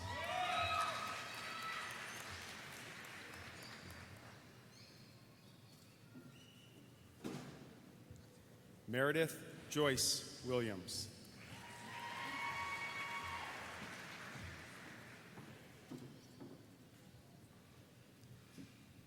Tyler D. Williams, cum laude.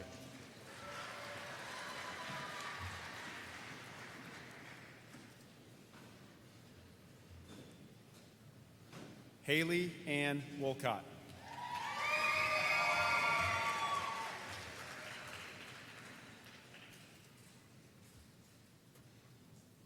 Elena Louise Wallentora.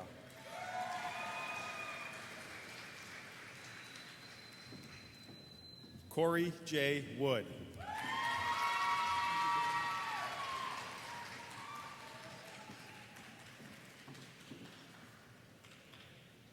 Catherine Suzanne Yarns.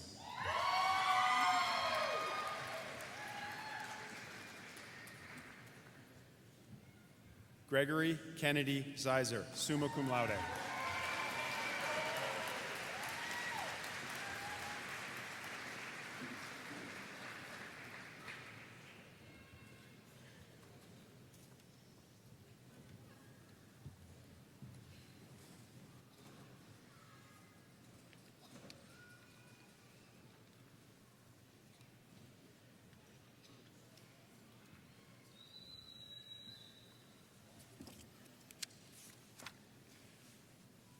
How about a round of applause for our graduates of 2010?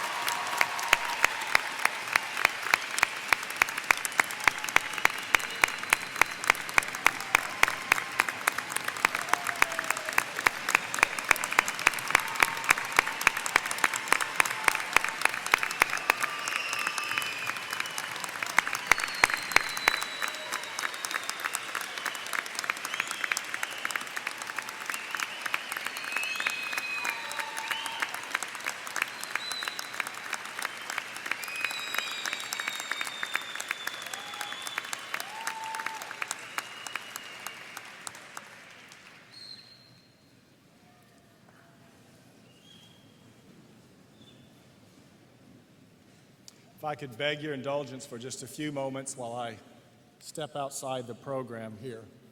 You all heard earlier that I am stepping down as Dean of the School of Law at the end of this academic year to become the Executive Vice President for Gonzaga University. And as I find myself in this place, I can't help but reflect on my journey as Dean of this wonderful School of Law. My first real intense contact with the school was on November the 4th of 2004.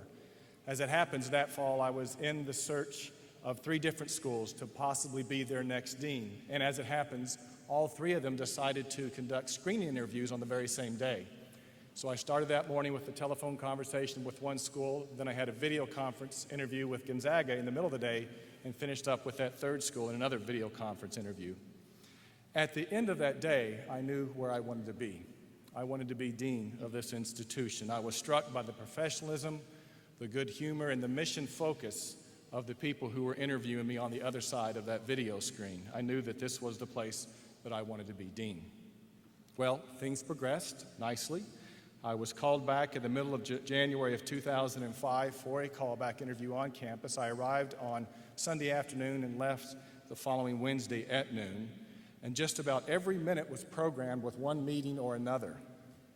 It was clear to me that part of the strategy was simply to test the stamina of the candidates, to see if you had the stamina to be dean of this institution. But I had 3 great days of visits and conversations, and the totality of that experience very much reaffirmed my desire to be dean here. As an aside, I'll tell you that it was snowing when I got here on that Sunday. It was snowing when I left on Wednesday. It snowed every single day that I was here, and people constantly came up to me and said, "You know, it doesn't really snow that much here." The liars. Well, my next contact was in the middle of March when I received a phone call telling me that I was being offered the job. Well, GU wanted me to be the dean, and I very much wanted to be dean here, so it was actually quite a quick conversation. In fact, it only lasted for about 10 minutes. Indeed, the only sticking point was my request for 2 basketball tickets right over there in section 113, about 2 rows up, just behind the home bench. In fact, President McCullough, I'm still kind of waiting for those tickets. Well, I stepped on campus on January the 5th, that summer, and it has been a bit of a whirlwind ever since. That stamina test back in January of 2005 was apropos. Over the last 5 years, we have successfully navigated an accreditation review by the American Bar Association. We have completed a highly successful strategic planning exercise, which led to, among other developments, a new enrollment strategy that has allowed us to enhance the quality of our entire program of legal education, the creation of our new Commercial Law Center, so ably led by Professors Linda Roosh and Stephen Sepenick, the creation of our new Indian Law program that is exploding under the leadership of Professor Jay Kanasatega, and the complete reform of our alumni relations and outreach efforts under the guidance of Nancy Fike. We have, in addition to those things, and in an effort that was led by Professor Jerry Hess, comprehensively reformed our curriculum in ways that enhance the place of professional values and skills development in that curriculum, and in ways that allows us to take advantage of the excellence that is evident in our clinic program and our legal writing program. And we have begun to better connect our institution to the world at large in ways that will inure to the benefit of this institution and its students for many, many years to come. Now, all of these developments and many more that I haven't mentioned to you are the direct result of collaboration between our faculty, our students, our staff, our alums, members of the bench and bar, and the central administration of this university. These are not by any stretch of the imagination my accomplishments. They are our accomplishments, and I am proud to have just been a part of them. Now, if I started thanking everyone that I should be thanking for all the support I've been given over the last 5 years, we'd be up here for a long time. And I know you're anxious to get to your celebrations with your graduates. And so instead, let me do this in this way. First, let me extend one big thank you to everyone who has supported, encouraged, and prodded me, cajoled me along the way for the last 5 years. It is all very, very much appreciated. Second, let me say a big thank you to our students, to our graduates. It has been a joy to have many of you in class. It has been a joy to get to know many of you outside of class. It has been a joy to be your dean. You are why we are here. You're why I'm here. And third, in closing, I do need to specifically say thank you to 2 people in particular, because without them, I would have been a failure in this job from day one. Susan Harmon, who's now moved over to the back, my assistant, and Georgia Denham, who was on the stage and is seated here to my left, have been my right and left arms from the very beginning. Their commitment to this institution, their willingness to go the extra mile have inspired me and challenged me for 5 years. Thank you very much. Thank you to you all.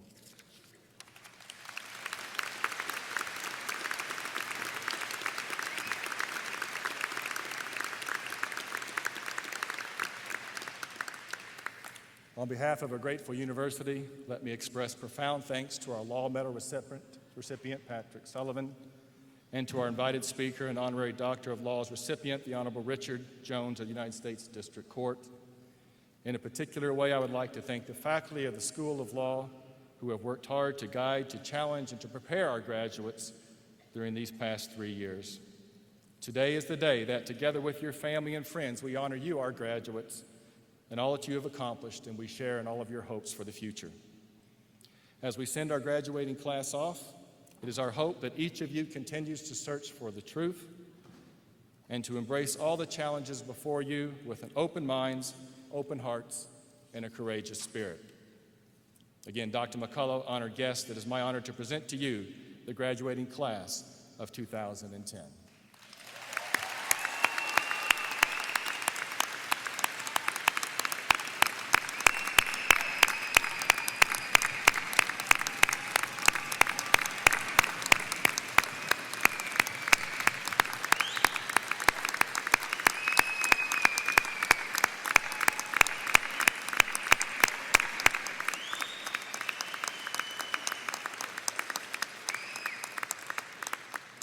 At this time, if everyone would please stand for the benediction that will be offered by Father Stephen Hess.